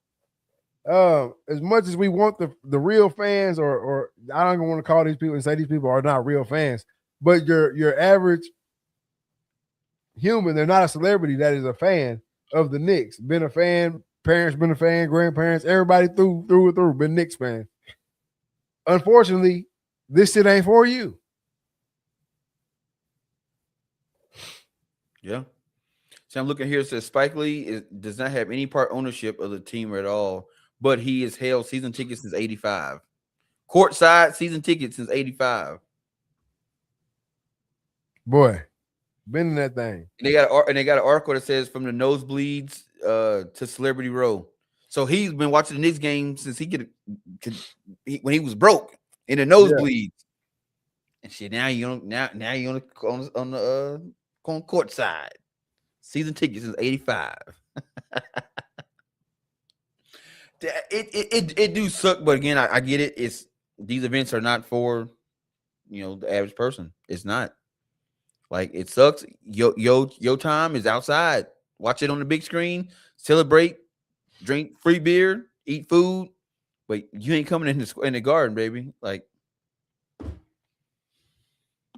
but I would say this would suck if the Knicks win.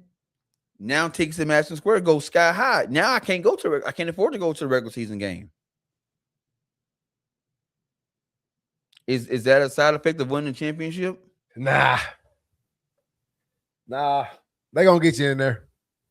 When the season start again next year, you're gonna be able to go in there, man. You're gonna pay your little $200-300. You know what I'm saying? You're gonna be able to go watch the Knicks. But if I'm a Knicks fan, I just hope as soon as they win it, I'm gonna start saving my money so I can be there to see them raise that banner. I want to be at that game. Yeah. Now, but even that game right there, now that's another one. That's another one of these social events. Now, you gotta think about it. That's another one of these social events, man. You gotta go catch that Knicks Milwaukee game next year. You gotta go ahead and buy them tickets. You know what I'm saying? That Charlotte Knicks New York game, that Washington New York. You gotta pick and choose, man. You a fan. You don't care. You don't give a damn who they playing. You know what I'm saying? The Pelicans. Yeah, you got that's the game you want. Another 3-pointer by OG Anunoby, man. 81-62. Knicks on a 10-0 run right now. What I say? If the Knicks can get on a run, but damn, they got a mountain to climb. They got a mountain to climb, man. 19.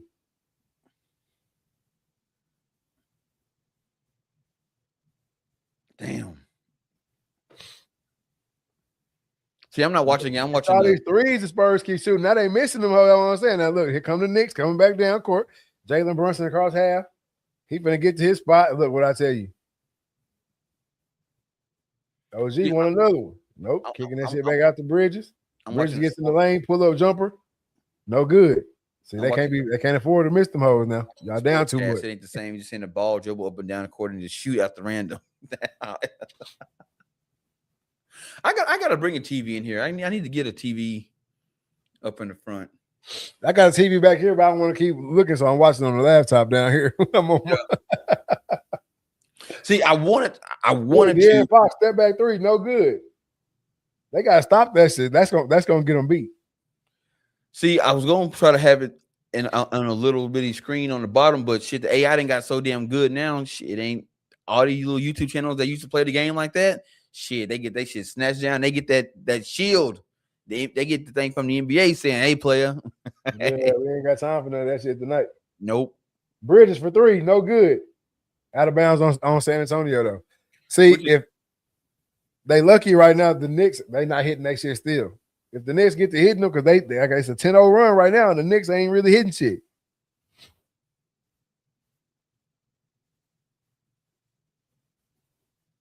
Still a 19-point lead, man. 5 minutes, 33 seconds left to go in the fourth. And the Knicks now have a 96.8% chance to win this game. The Knicks have a 96.8 chance to win it? Not the Knicks, but San Antonio, my bad. Oh, shit. I was about to say, damn, what Vegas definitely knows something we don't know. But look, Wembanyama going out the game right now. Cornette coming in. This is the time for the Knicks to make a run. They already on a run. So if they can do something right here. Josh Hart for three. And it's good. Oh, here we go. 81-65. Hunter Harrison says, but who is going to bring the roof down? Kylie Jenner or a guy who just worked 60 hours and is 9 beers deep? No, I agree. And that leads to my next point about why the ticket's so high. I don't want you bringing this roof down. I don't want you bringing this roof down. Turnover by San Antonio. Salmon for three. No good. Uh-oh, they get another shot at it. Karl Anthony Towns for three. No good. He ain't hit shit. Yeah, man. That buddy who been standing on the corner all day selling hot dogs. Shit. Go home, get fresh. Ready to tear something up. I can't have that. Not when the fans and told, hey, NYPD, you don't got enough. Yeah. We're going to make sure we keep y'all ass out of here. But they did, NYPD already said, like, none of that shit. Herb streak on the sideline with a cup full of brewski. But NYPD already said that no congregating after the game. Game over it, take your ass on, get up out of here. Look, hell, even when the game was in San Antonio, you seen people surfing on the guardrails. They was breaking the guardrails off and surfing through the city on them hoes. That was the game was in San Antonio. Damn, Jose Alvarado.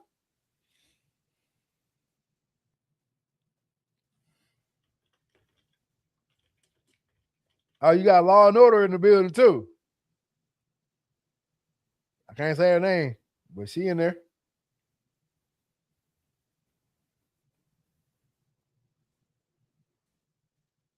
Castro gets fouled on this side. He'll take two shots right here.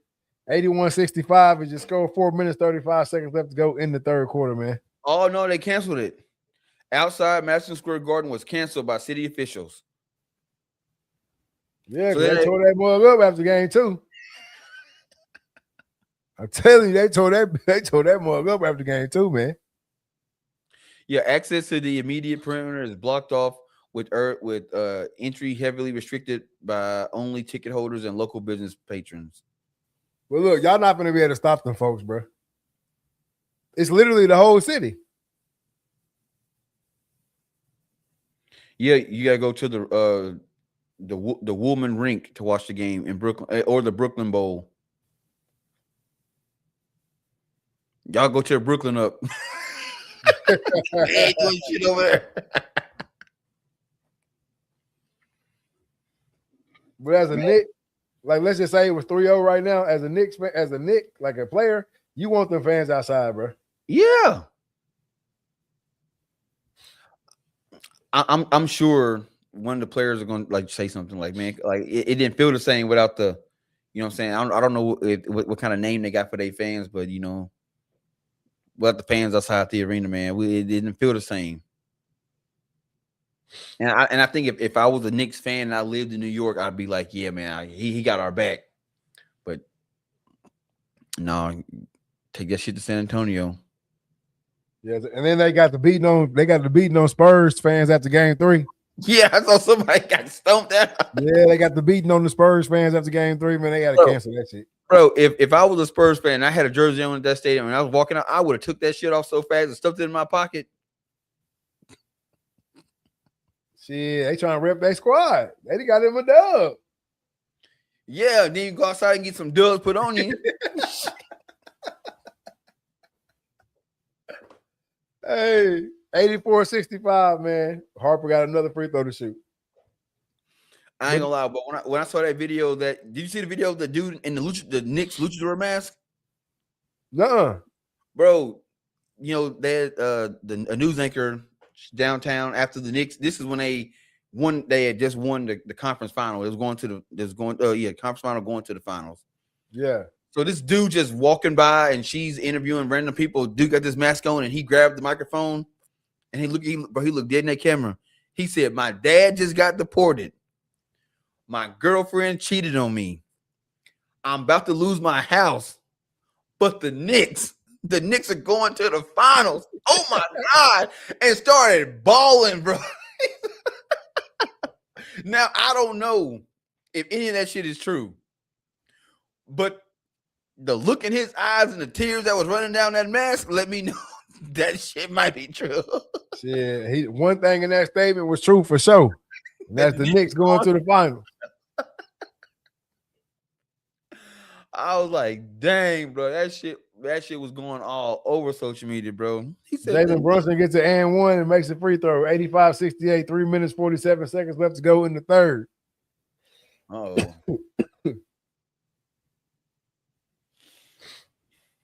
Dylan Harper playing his ass off right now. Big spin and jumper. 87-68.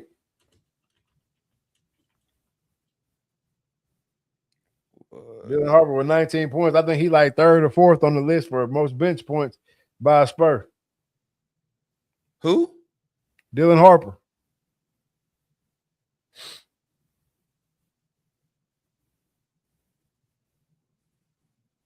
Ooh, he low-key broke Anunoby down. Boy, touched the earth.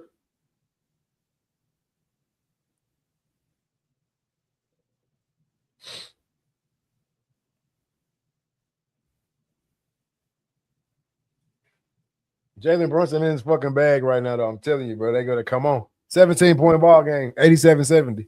Uh-oh. 3 minutes, 5 seconds left to go in the third quarter. Might be getting Dylan Harper, step back, tray ball, air ball. God, dog. Likely back up off that court before they hit your ass with a tech. Bro, he be on like he own the dang place, bro. Be out there with his hands on his hips.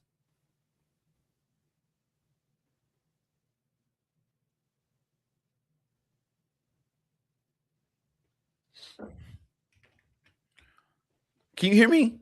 Yeah, I can hear you. Bro, I don't know. My computer just like is froze, so I can talk, but I can't see you because I switched screens and now it says like your system has run out of application memory. Yeah, you froze on my side too, but I can hear you. Let's keep it rocking. Hey, other big news, man, around the country, man. We got to talk about it just a little bit anyway, man. Carmelo Anthony found guilty for muck duck of I think I just lost him completely right there. Yeah, if the Spurs blow this, I'm gonna be so heated. Yeah, if the Spurs blow this, man, it might be a wrap on the Spurs, man. If they can't hold on to a 20-point,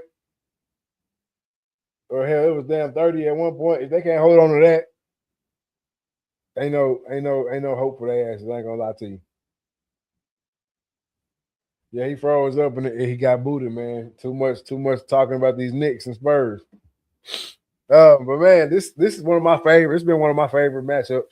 I think a lot of people, like myself, thought that the Western Conference Finals was really the finals. Whoever came out of the Western Conference Finals was going to take this to the cup, easy. But the Knicks come out, they get game one, they get game two. That put a wrench in a lot of people's plans. I know it did for me for sure. I never thought they was gonna go into San Antonio and grab two, but hell, I didn't think San Antonio could come up here to New York and grab two here, and it looks like they're about to do that, man. Even though they do have a lot of road wins, they went into OKC, which is a wild ass place to play. I mean, you talk about some regular folks. That's some regular folks that love their team. In OKC, they don't have much else. Hell, they don't have anything else. And they keep that thing rocking, and they keep that thing loud. And San Antonio went into OKC in a game 7 and handled business. Yep. So I didn't think that coming to New York would be too much for him. But shit, I definitely didn't see him. I definitely didn't see him get two in New York. And no, right now it seems like they might get two in New York. That's what it's looking like. What was the thing for they cut me out? What are you saying? Hold up. Did you know the Knicks? Did you think the Knicks would be anywhere close to this when they were down 2-1 to the Hawks? No, actually, I didn't, man. I thought it was going to be another meltdown. Last year they had the meltdown. The year before that, they had the meltdown against the Heat. I thought it was going to be another. I thought it was going to be another meltdown for the Knicks. That was going to dismantle the team, keep Brunson, and start over. Honestly, that's what I thought when they were down 2-1 to the Hawks. But you see, after that, they never lost again until now. Yep. So this has been a great NBA season, man. I wish Luka didn't get hurt. I think we might, honestly, if Luka didn't get hurt, I think we could be seeing LeBron played in the finals versus the Knicks right now. Even though that OKC team was that was going to be a hell of a feat, even with Luka. Yep. But as a Bron fan, I gotta think that way. You know what I'm saying? As a Bron fan, I gotta think that way. And yeah, Turd. Hey, I think everybody was, man. Game 7 was lit in the Western Conference Finals. He said, "I'm hoping this is the annual Knicks meltdown." It might be, bro, the way they looking tonight. But hey, I'll tell you one thing: Brunson playing his ass off right now. Oh, big alley-oop to Mitchell Robinson right there with his nappy-headed ass. Damn.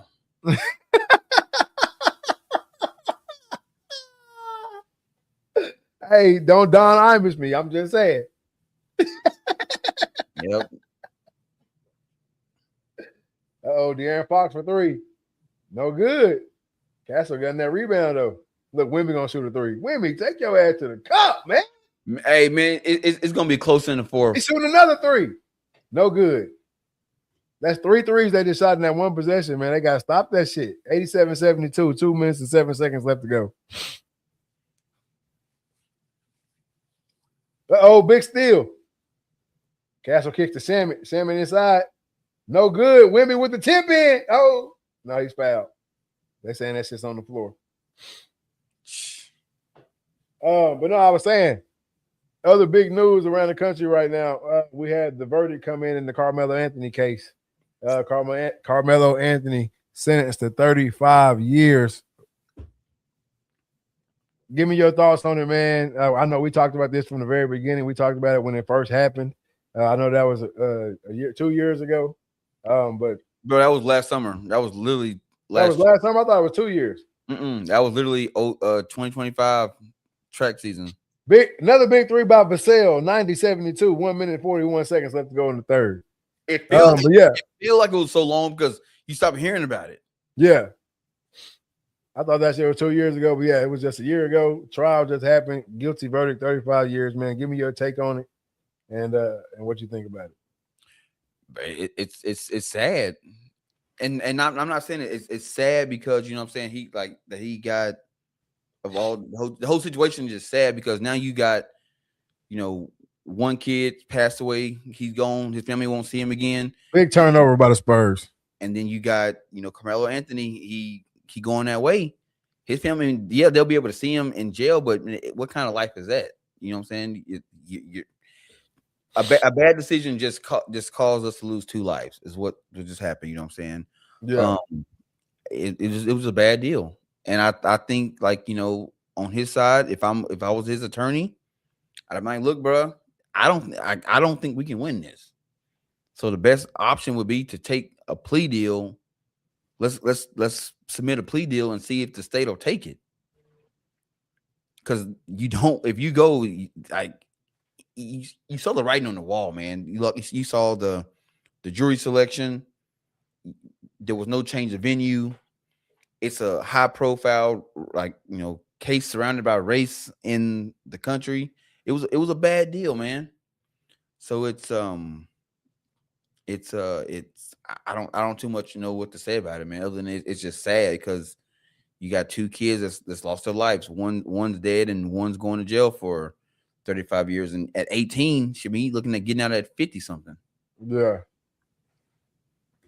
Yeah, bad situation all the way around. Another turnover by the Spurs before I get into my statement. 15-point ball game, 90-75. 29 seconds left in the third quarter.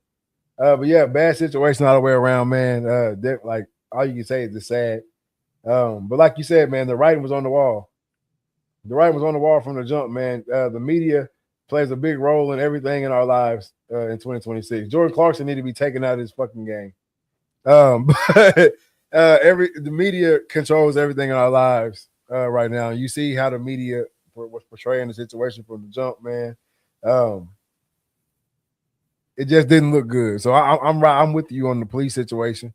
Maybe it would have been a better route. 35 years. I mean, this world won't be what you left it. No, not at all. Yeah, this world won't be what you left it, man, in 35 years, bro. In 35 years, shit. I'm in my 60s in 35 years. You know what I'm saying? I'm in my 70s. So it's just sad, man. It's sad. It's sad. That's really all I got to say on the situation, man. Yeah, it's just sad as hell. It is, but it's a story where, for the ones who not involved in it, take this shit with you, bro. One split decision can mess up your whole entire life. You could lose a life. You could lose your life. You could take a life.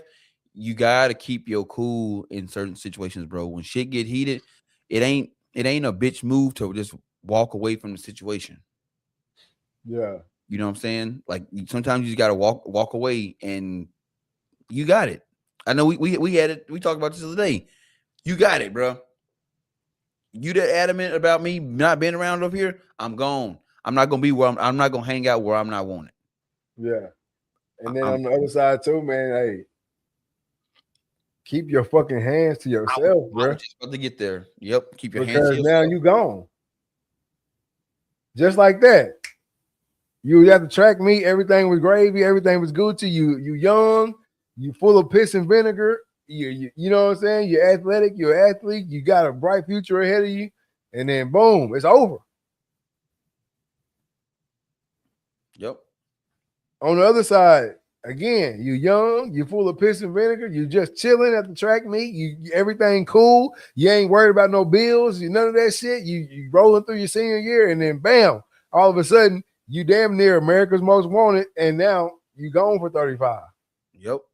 Just like that. It's just this shit too short, bro. It's too short, and what I can't stand about situations like this is it gets so racially driven. Yeah. And so you have that whole situation taking place, but then it shit just starts trickling down. And then you got people who don't even know the 2 people involved, don't even know the families involved, are now at odds with their coworker or their neighbor or whoever they run into in a town, fighting about this shit, about people you don't know. But that's all, like you said just a minute ago, it's all media driven. Because if you really pay attention to the news, man, shit like that happened all over the country, but it never gets publicized. But and you always want to know, like, why did this one case get so publicized? You know, I saw a thing where a 12-year-old just took out 5 people in Chicago. 12. That shit ain't on the news. Yeah, because it's all about who you take out. Yeah, that's true too. It's all about who you take out or who's involved in the situation, man. And the media, they waiting on that. They waiting on the young black dude to do something to the young white dude. Or they waiting on the young white dude to do something to the black dude. That's their job. You know what I'm saying? As the media, ratings, and it brings ratings in. It add money, and it's crazy to think that that's how people that's sitting in these media offices are thinking. Oh, we gotta cover this because this is gonna bring in ratings. Damn, the life that was taken. Yeah. It's sad, yeah, but they seeing dollar signs. Oh man, this is gonna spark this post. They got all these different ghost accounts that posting. You don't think these CNN and these cats got other accounts that these like meme counts? Yeah, that they sitting out there because it's creating engagement, bro. If you go by any post that's talking about this trial, this case, you look at 25,000 comments, 1 million shares, you know, like shit like that. And to the person posting it, that's dollar signs. The amount of AI memes that you see, all that shit. This country has become so engagement driven. Yep. That people don't realize that real lives were affected. And it kind of just, is what it is. I was talking to one of our good friends, and he was saying, like, bro, like, he goes, you don't have a son, but if you had a son, how would you tell your son to handle? How would you tell him to handle this situation? Bro, I don't know. I only thing I can say, like, other than just walk away. But then what? But we've been 15, 16 years old. Somebody push you. You know what I'm saying? You push. But we also came from a time where we threw hands. That was if you had a problem, y'all threw hands, and that was it. Y'all was friends. You didn't have to worry about something happening to you.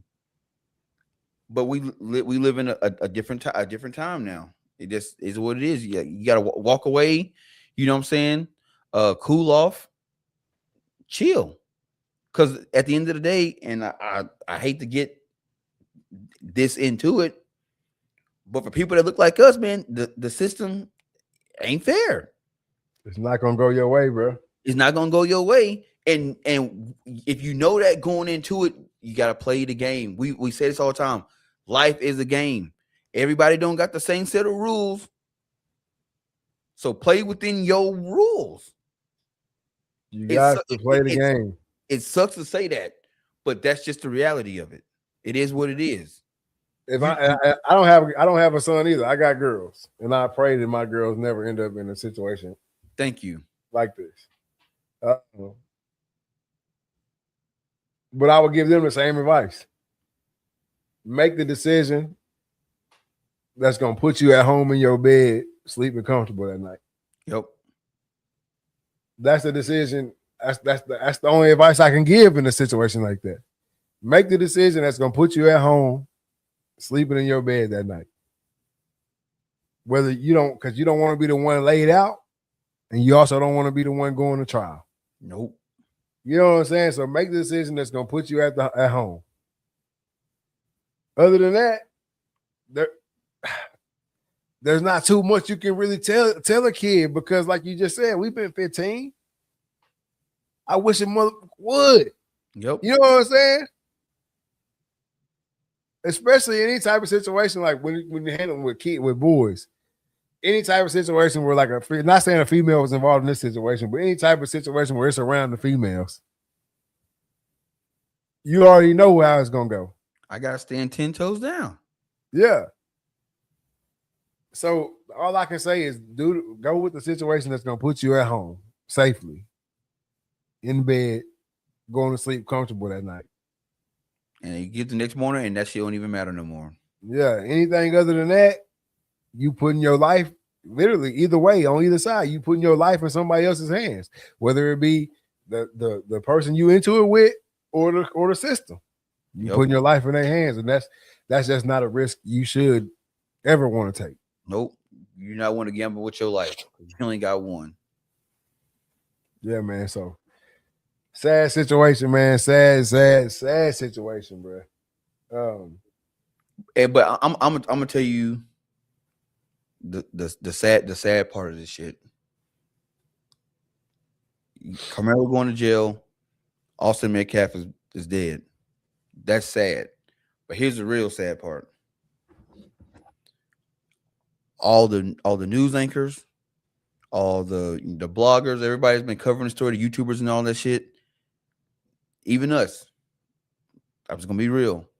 In 3-4 months, we're not gonna remember the name Austin Metcalf, and we're not gonna remember the name Carmelo Anthony. We're gonna be on to something else. Yeah. But at the end of the day, the people, the Metcalf family, the Anthony family, still gonna be dealing with this shit. And the media came, and the media gonna go.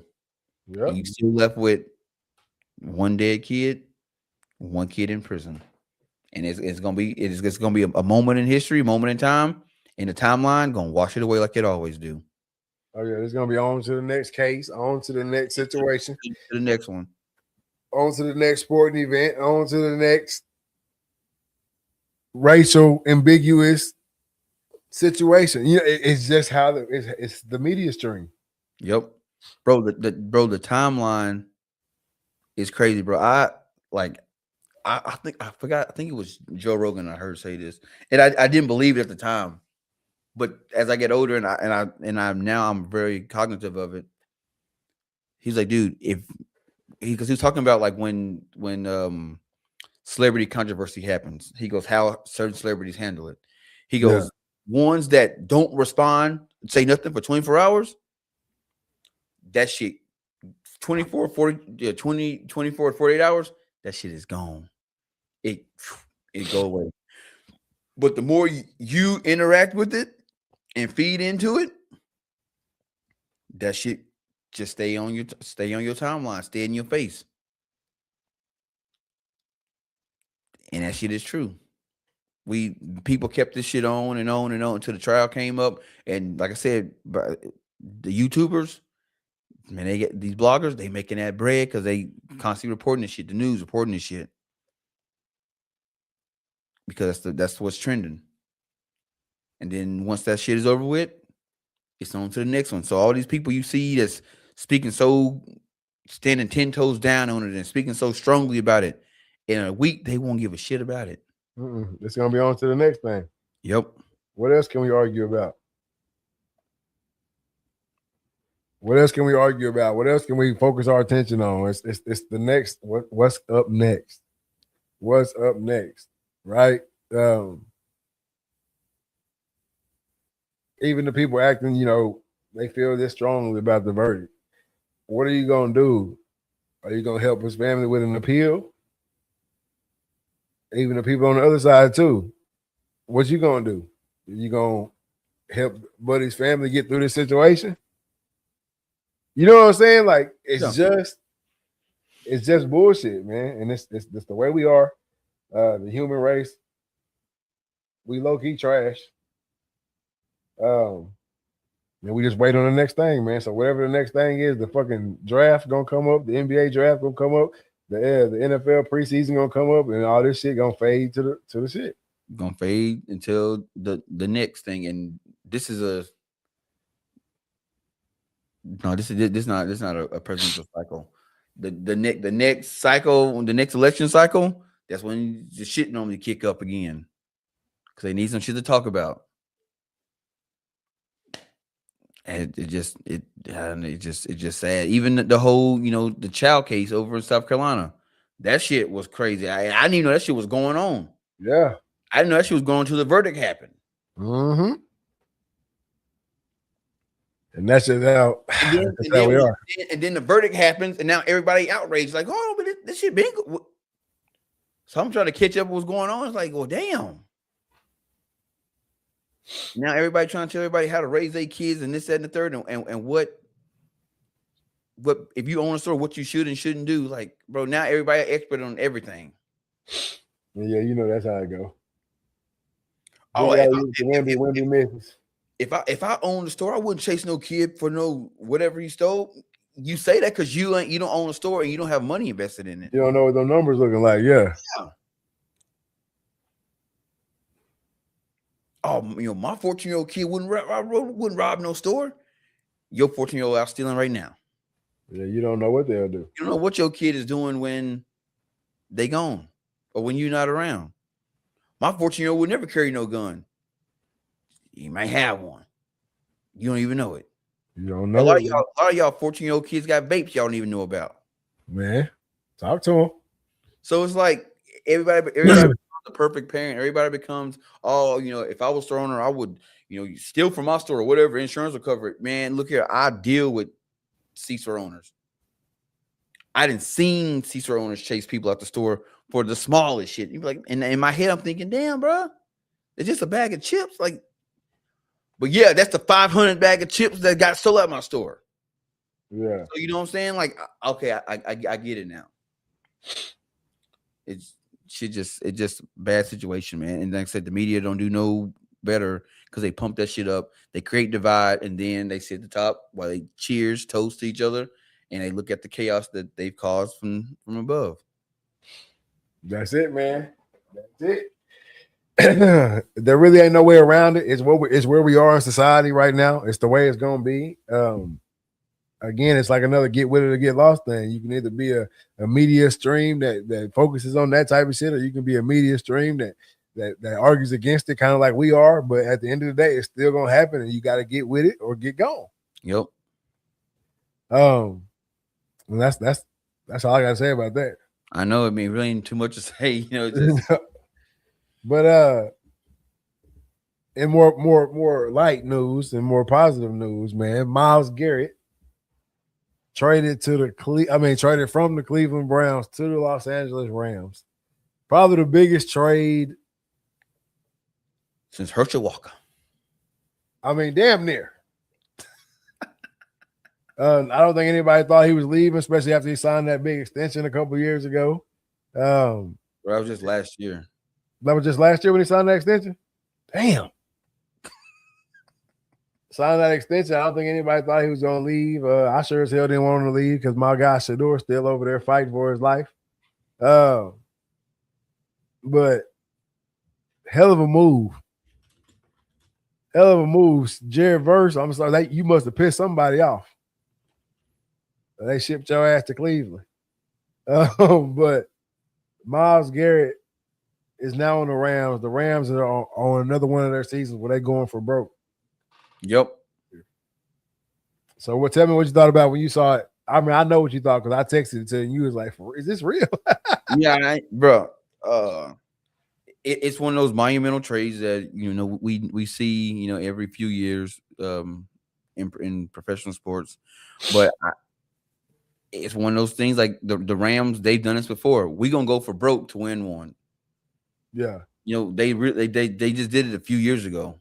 Normally a team will go for broke, once every 10, 15 years. They say, nah, let's go ahead and hit this block because we're at striking distance right now.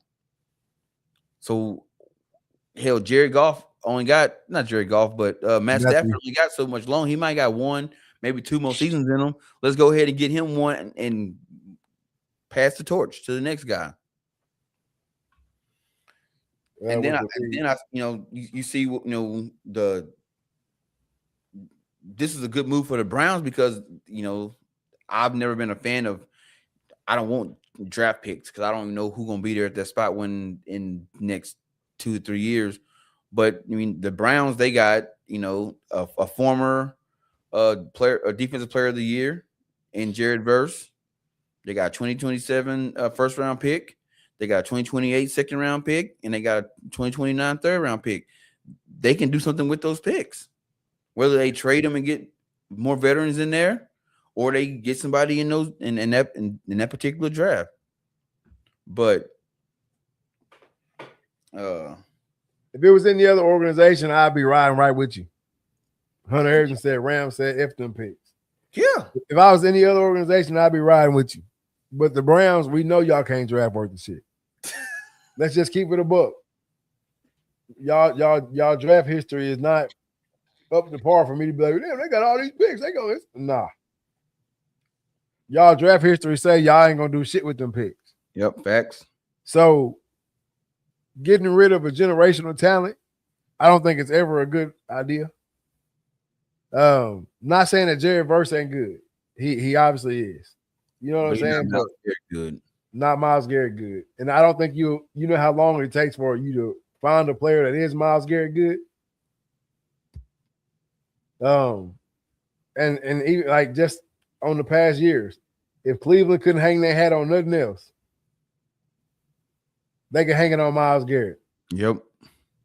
So I can't get down with that. I can't get down with that trade, bro. I just can't in no way, shape, or form. As far as LA though, hey, way to drop them. Hell yeah. Way to drop your cojones, man, and go get some shit you need, bro. And now you got Aaron Donald talking about he might come back. Hey, Von Miller said he want to come back to the Broncos. The Broncos ain't really feeding into it. Shit, if I was the Rams, I'd be trying to sign him for a vet minimum.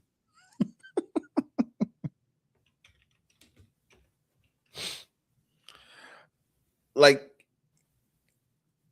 could you see Aaron Donald coming back? Shit, yeah. He's been feeding into it a lot, though. He's starting to post videos of him on his Instagram, you know what I'm saying? Like he getting ready for the season type shit. He playing into it, but he said it. He'd come back before. And yeah, he just told the New York Times it would be one fun year. Come on. I want to see it, so I hope he do come back. I want to see them go get a cat like Von Miller to rush your ass on third down. You know what I'm saying? All we need you to do is come in and play third down. Spot play. Come on, man. That's the type of shit I need. I know at one point they was talking about trying to get AJ Brown. I know he in New England now, but at one point they were talking about trying to get AJ Brown, and that's when I was like, okay, they going for broke. They gonna try to make something shake this season. Yep, bro. I'm sure right now his agent they going back and forth right now. What can y'all pay him to make him come back? Because he not gonna take no chump change. Another three by OG Anunoby. 97-86. 6 minutes, 56 seconds left to go on the fourth. Oh, this shit finna get good. I think Turd was right. Vegas made that call. Turnover. Dylan Harper turnover. OG Anunoby with the steal. OG. Step back. Put it to the corner. Cat going to the hole on Wemby ass. Up and it's good. No foul call. Foul. No foul. 97-88. Knicks on a 13-2 run. That's what trying to get inside. He gets fouled on the floor. Knicks fans do not like that shit at all. ESPN still got San Antonio with a 96.5% win percentage. Turd says we don't deserve to win. I'm telling you, man, all them threes.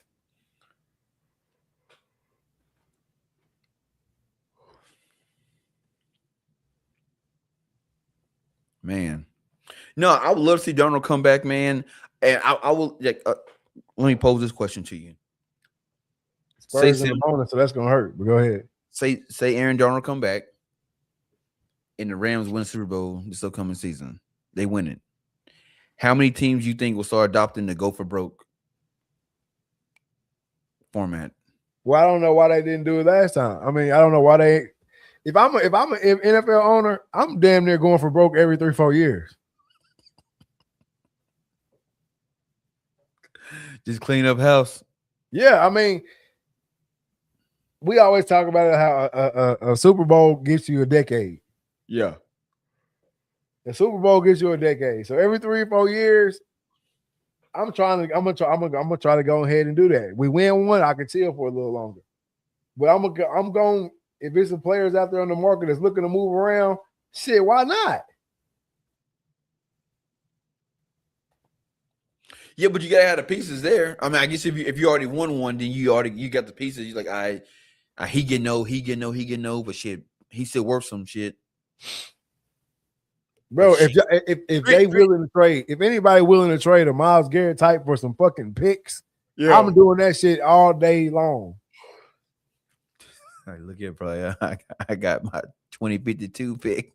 You want it? Yeah, you can have it. We can do a pick swap. We know we're gonna be ahead of y'all. Shit, come on with it. Bro, I ain't gonna lie. If I'm a team that's kind of in the middle of the mix, bro, I'm always looking at them teams up at the top. Like, man, shit. You know, man, y'all historically there. Y'all known for screwing up shit. Always, bro. Because think about it, don't take much, bro. Most of the time, even if you're a bottom of the barrel squad in the NFL, this don't go for everywhere. But hey, Turd said, I told y'all Vegas made that call. We got a 9-point ball game, man. 6 minutes, 2 seconds left to go in the fourth. Champagne with another 3. No good. New York with the rebound. Jalen Brunson, turnover. Damn, Brunson, you done did too much work to be doing that shit. Vassell won 3. He off. Why would you shoot a 3 right then, man?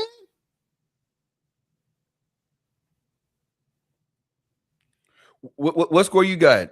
I got 99-90. You might be ahead of me. I got 99-92. Oh, that means they finna score right here. Jalen Brunson, like I said, getting to a spot off the glass and good. So I'm 99-92 now. 5:19 to go. Yeah, you're a little bit ahead of me. Darren Fox just missed the 20-footer. Don't ruin it for me now.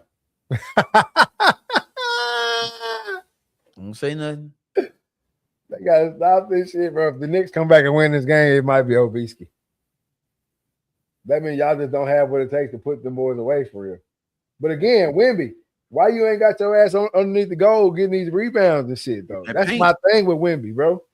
When it get in crunch time, he ain't nowhere near that rim. Don't tell me they just came and made it a 4-point game with a tray ball.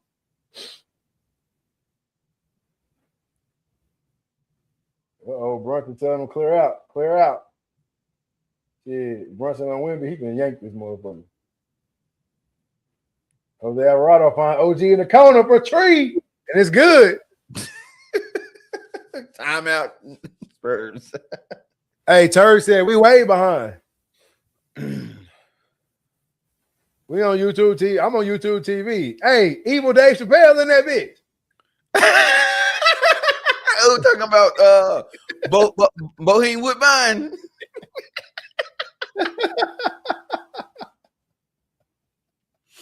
Bohemian Woodbine, man. Hey, man. Hey, what score you got over there, Turd?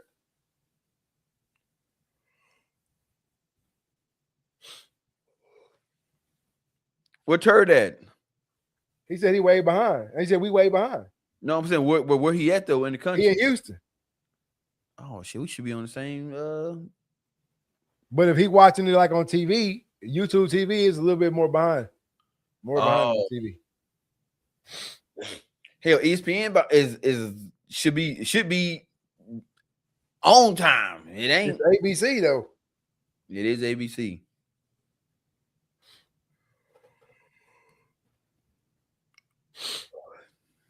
Dylan Harper enters the game for Stephon Castle.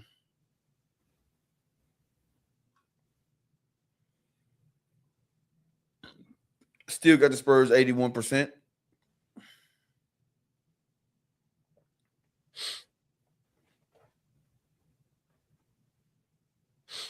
These boys don't let them, man. They didn't let them boys come all the way back in this thing, man. Come on, bro. Y'all gotta be out of y'all fucking mind for this. Look at Wemby.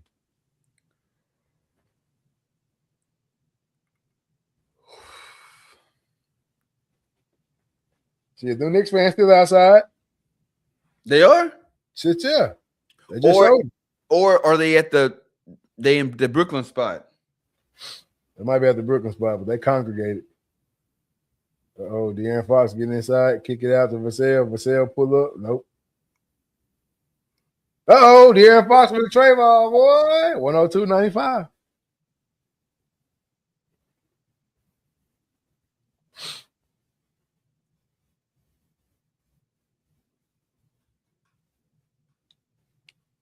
That boy Turd ain't saying nothing, so he must be getting rough for their asses. I ain't gonna lie.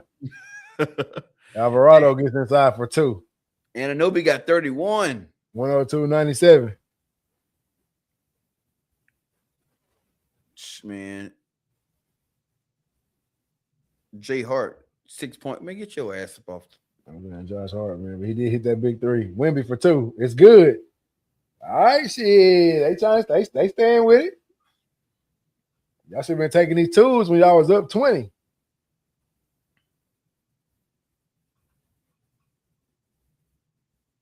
Trap Brunson, that's a good trap. Good trap. Switch the cat. Swing the cat. Alvarado back to Brunson. Brunson back to Alvarado. He won 3. And that motherfucker went in. 4-point game, man. 3 minutes and 1 second to go in the fourth quarter. 104-100.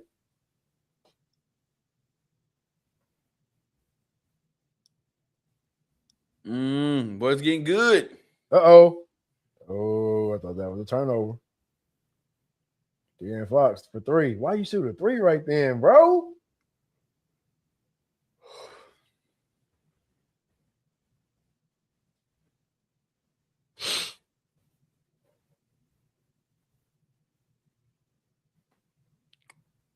Oh, shit. Live by the 3, die by the 3. They came down and hit the tray ball, didn't they? Yep. Good for their asses. 104, 103.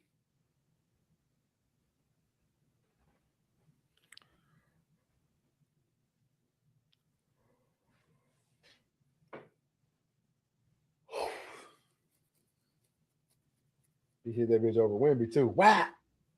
Boy, I know that mug loud in the mug in there right now, boy. I was talking about everybody was sitting down earlier. Not one person sitting down now.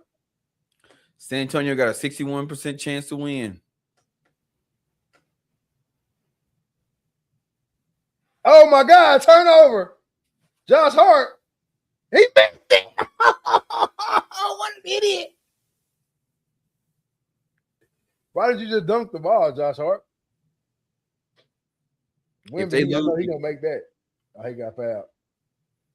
Josh Hart got money on the game. I didn't investigate his ass. He just missed a fast break dunk to go up 1.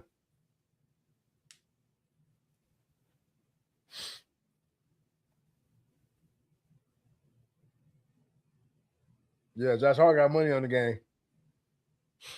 I know you fucking lying.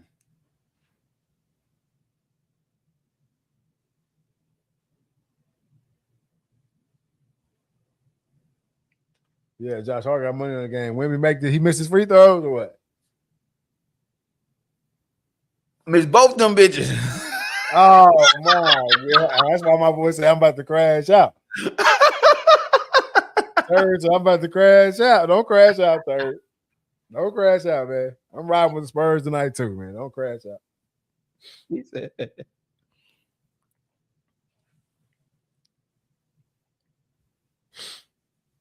Damn. If Josh Hart do anything else, bro, he got money on the game. Now San Antonio got a 54.2% chance to win.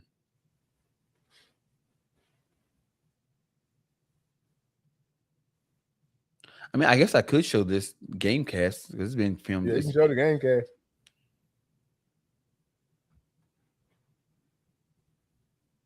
Brunson going to work. He got inside. It's up. And it's fucking good. They up 1. God, dog, boy. Boy, y'all, San Antonio ought to be ashamed of their damn self, man. What? First lead of the game. Them folks are down 29.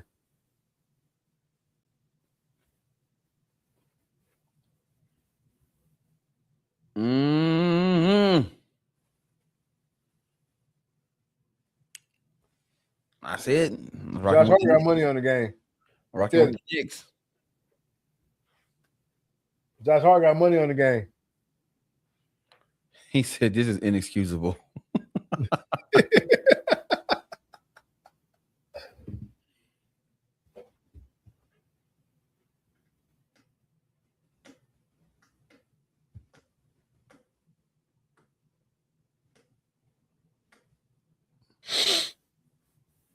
Damn, Knicks got the rebound.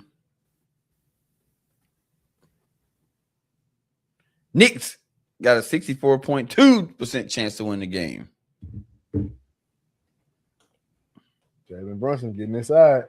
Wemby gonna hit a 3 from half court. Win this bitch. They slinging Jalen Brunson ass all around that court. Well, that boy in the first row.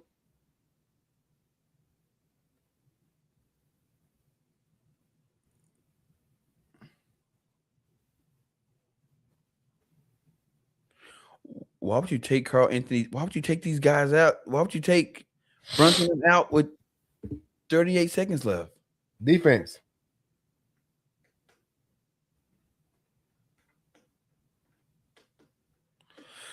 Here you go, Wemby. This gonna solidify who you are.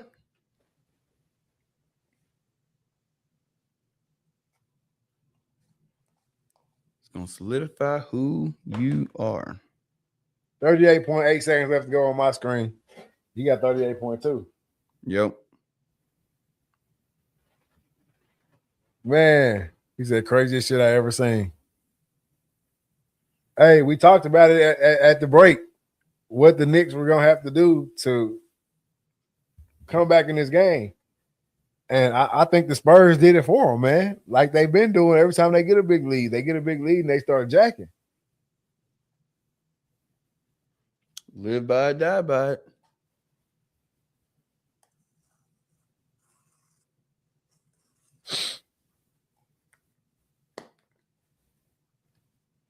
I might have to go ahead and get YouTube TV. I don't have that.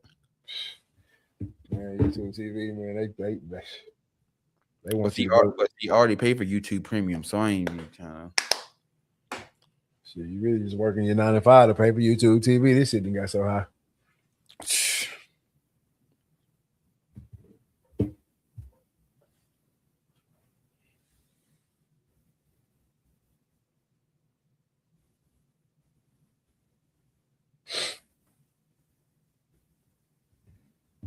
Jimmy Fallon in that thing.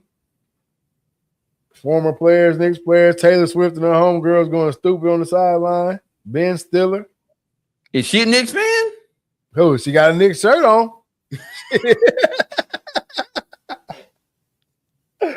Hey, she got a Knicks shirt on. So.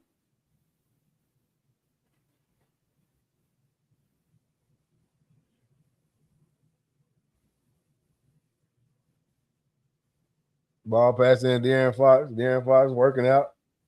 Pull up. No good. Castle with the rebound. No good, but he's fouled.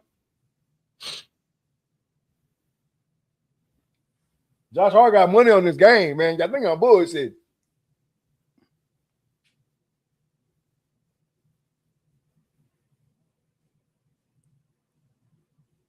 Bro, you did not have to push him, fam. Josh Hart got money on this game, bro. Carl Anthony back in the game.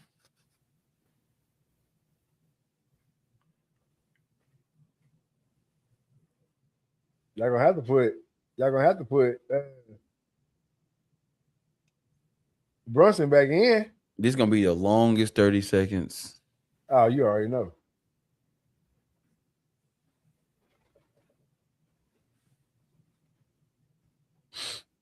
I think wherever turd is, they must have lost.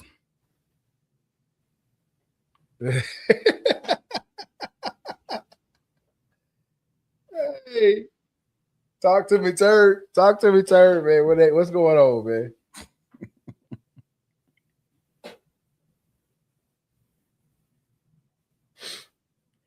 You can't make this comeback and lose, man. Shit, but you did so much to come back, man. You down 29, that's 30, bro.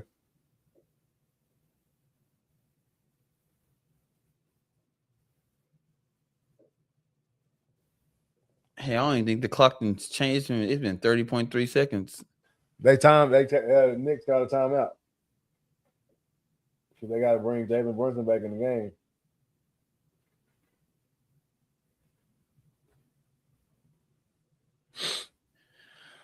Whew. Yeah, they gonna Knicks gonna win this joke. I know it. It's gonna be some crazy shit. Because now they can say, "Oh, we had the biggest lead at halftime. Now we had the biggest comeback in history." What was the biggest lead by a road team? Look, Jalen Brunson enters the game for Mitchell Robinson.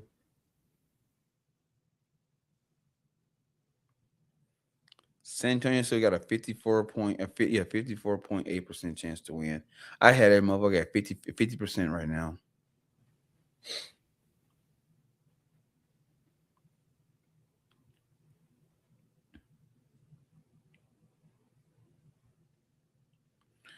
Do we get a buzzer beater by Bronson? He can't. He only got 24 seconds on the shot clock.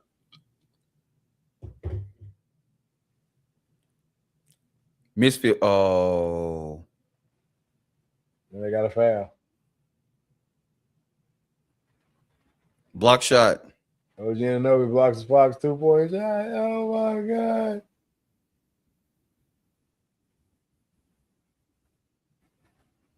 They got to foul him, don't they? Who got a foul him? Not San Antonio better not do no foul.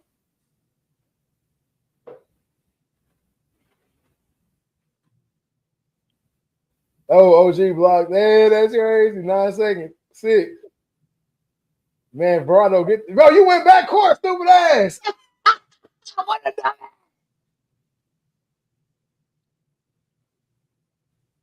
Game over.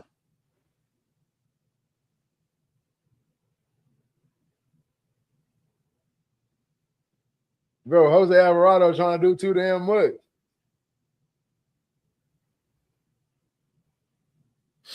Did they call timeout in time? I say timeout. Man, that boy went back court, man.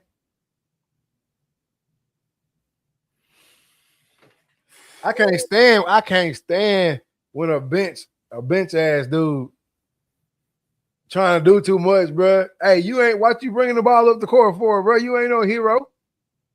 He trying to be. They fouled. D'Anthony Fox, personal foul. De'Aaron Fox fouled. That put him on the line, or they had got one to give. They had something to give. I guess Knicks called a timeout, so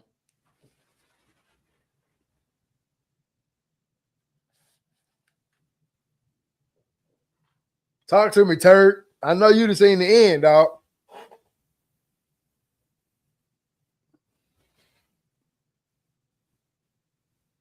Yeah, take Jose Alvarado ass out of there. man, it's 5.7, bro. The Spurs had to have won. Turd already know what's up, man. He ain't saying nothing. Look at this shit. Jose Alvarado went back court, bro. I think the ball and the feet got across, though. The ball never crossed. He might have did some smart shit. Jalen Brunson missed a shot. That's ball game. Oh, you never know. Oh, no. Hey, Knicks won that hoe. 106, 107. That's why Turk didn't say nothing.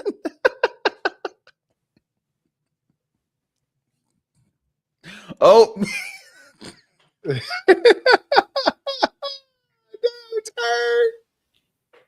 OG Anunoby with the tip in, boy. he bought his ass out this game. He did. Well, he's sitting at what? 33? He said shit crazy.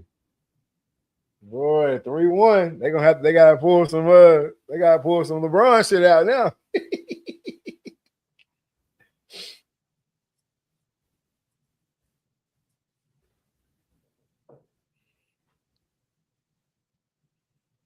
He said, bro, this is insane.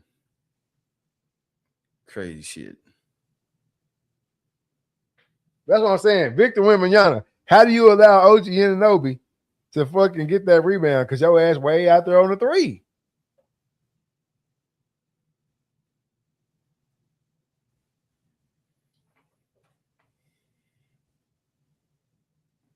Hey, question. How many timeouts you get in basketball? You get like 3 or 2 fulls and 2 halves or 2 30 seconds or 3. See, a 3 and 3 or 2 and 2. And then a 4 or 6 and a half.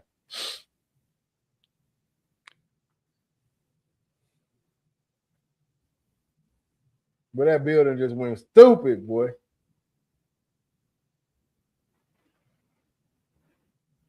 Well, yeah, they finna tear some shit up in Brooklyn tonight. Hell yeah, they is. As they should. 1.2 seconds left. Who you let take this last shot? If it's me, it's De'Aaron Fox taking this out. Really, Vassell, because he the hottest hand tonight. I'm going Wemby. Fuck no. Wemby not gonna get nowhere near the rim. That's the thing. So you're gonna have Wemby taking the bullshit ass shot. It says Wemby's first ring gonna have to be.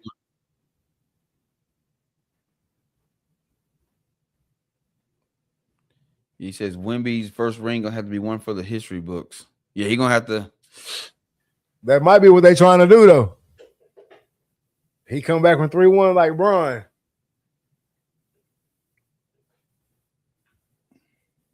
Damn, man, shout out OG Anunoby, man.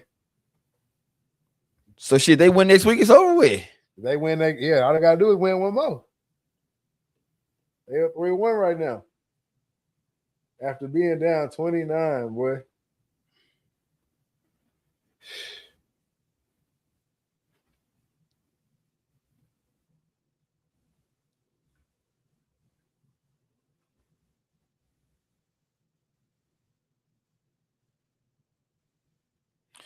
There are teams of destiny, and then there are these 2026 New York Knicks. The Spurs organization may not. Look at this layup though by Josh Hart. That's why I said he got money on the game. What he done? You didn't see that shit? Rewind that video that's playing right there. Rewind that shit back. Here you go, right here. They finna show it to you in slow mo.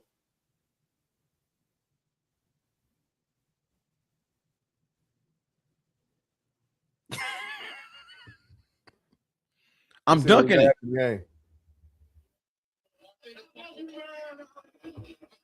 Biggest cracks in the glass and second chance opportunities. I just trying to make a play. Gee, how did this happen? You guys were down 29. How did this happen? We were good. We never give up. It's the game of run. They went a little early. We knew we were going to home run. So we stayed with it, kept pushing. 29 points, though. When you're down 29, look at that shit. To each other. We stayed with it. It's the game of run. Whoop, dropped. They went from a damn near 100% chance to win to loss. We're a resilient group, so we can stay with it. When you took the lead in the fourth quarter, what did this building feel like to you? We know what it felt like. What did it feel like for you? It's electric. There's nothing like it. You see the fans. That meant the world to me. 3-1 series lead going to San Antonio. How do you close it out in Texas? By watching the film, fixing the stuff we messed up on to be down 29 in the first place, and coming out and just being aggressive from the start. Congratulations, POG. He seems so calm. It's unbelievable. This blossoming two-way star with one of the biggest shots and the biggest plays in Knicks history. And to quote the great Jack Buck, I don't believe. Bro, they led this game 98% of the time. Over here, speechless. What did you say? The Spurs led 98% of the game. Yep. Look at the spread, bro. How the fuck they be knowing that shit?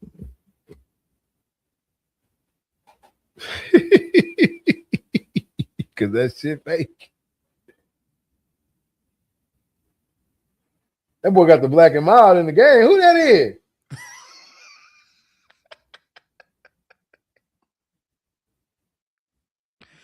Had the black and mild in the game. Somebody in the stands when they was going to the locker room, they were shaking everybody's hand, standing right there. Buddy had a black and mild, and that bitch was lit.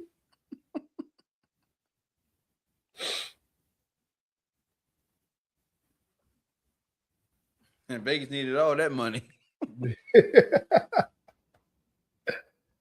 Damn, turd, man. I was riding with the Spurs tonight too, bro. But I told you, man, all them threes, when they up that big, all them threes, they ain't missing them shit.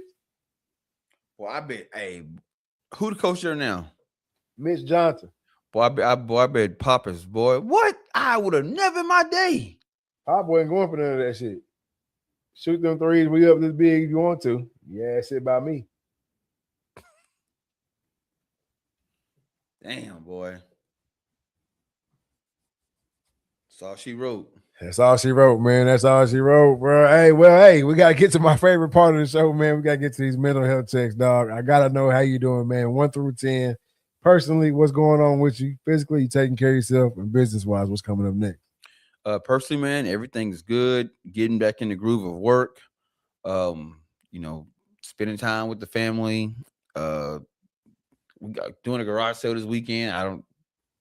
The wife was just like, I want to do a garage sale, because then we go garage selling so damn much. We didn't bought so much shit that like now we selling shit that we didn't bought in garage sales in our garage sale. Yeah. So just chilling, man. It's quality family time. Projects around the house. But personally, man, everything is good. Sitting about a 9. Physically, man, I feel good. Today's getting ready for work, and she said, "You looking a little slim." I said, "I ain't got on the scale, man. I'm hitting that 245, so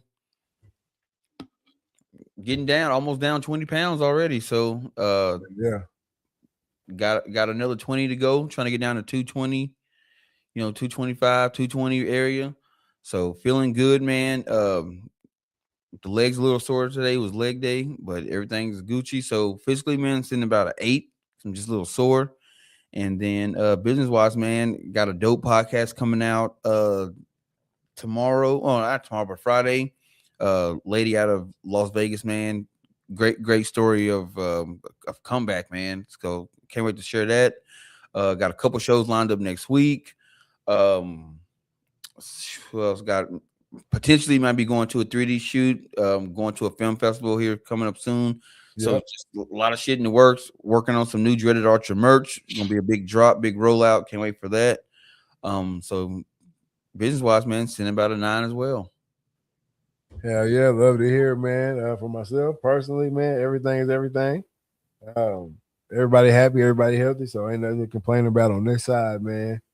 So I gotta say 7 or 8 on the personal scale, man. Physically, feeling good. I do got this little whatever going on, sneezing and shit. But I took a little bit of meds today. I'm gonna take my ass to bed and hopefully I can get over this shit pretty quick, man, because I'm tired of sniffling and sneezing and all that, man. Just I hate that shit. But other than that, man, I'm feeling good. Still following my no cholesterol, low cholesterol diet, man, and I can feel it. I can feel it coming off me, man.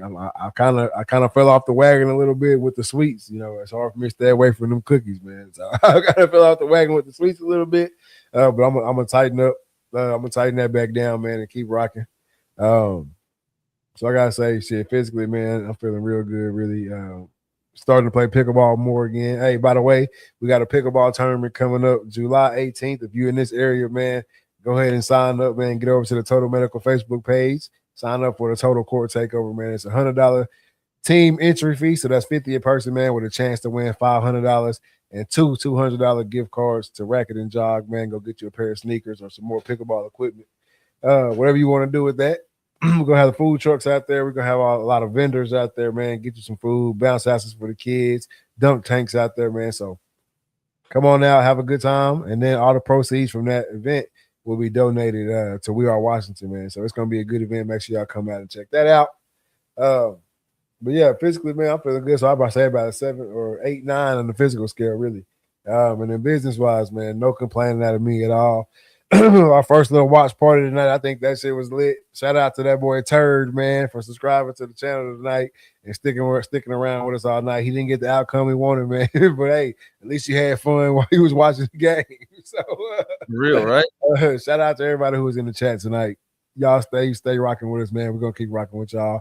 Keep getting over there to the TikTok, man, and jumping in the chat and leaving your piece and saying your piece. I promise you, we try to respond to everything that we can. Some of that shit be a little outlandish, so we can't. So But y'all just keep going over there, man. Keep supporting us. We're gonna keep supporting y'all. Everything is everything on the business side, though, man. I gotta say 8-9 on the business side as well. Hell yeah. You got any last words for the people before we get out of here? Yeah, man. Things may come to those who wait, but only the things left by the hustles, by those who hustle. That's right. That's right. Shit might come to the ones who wait, but it's just the crumbs that's left over from the people who went out and got it, man. That's it. You gotta stay on that. I'm gonna stay with my same sentiments, man. Treat everybody a little bit better in 2016 than you did in 2025, man. Don't let this media cycle shit touch you like that, man. It's what they're paid to do. All right. Don't let them turn you against your neighbor. Don't let them turn you against your friend of 20 years because y'all disagree on something, man. Don't let it happen, man. Treat your neighbor better. Lend a hand whenever you can, man. If it's lending time, lending money, lend something to help everybody out, man. And we're going to get through this thing, man. So treat everybody a little bit better in 26 than you did in 25. And I promise y'all, we're going to be all right. For sure. And last but not least, have yours on you because I for damn sure going to have mine on me, man. And with all that being said, this is season 8, episode 20 of the Reed Talk and Listen podcast. I'm your host, Nick Reed, along with my brother and co-host, Trey Reed. No Killer Cam tonight. We are out.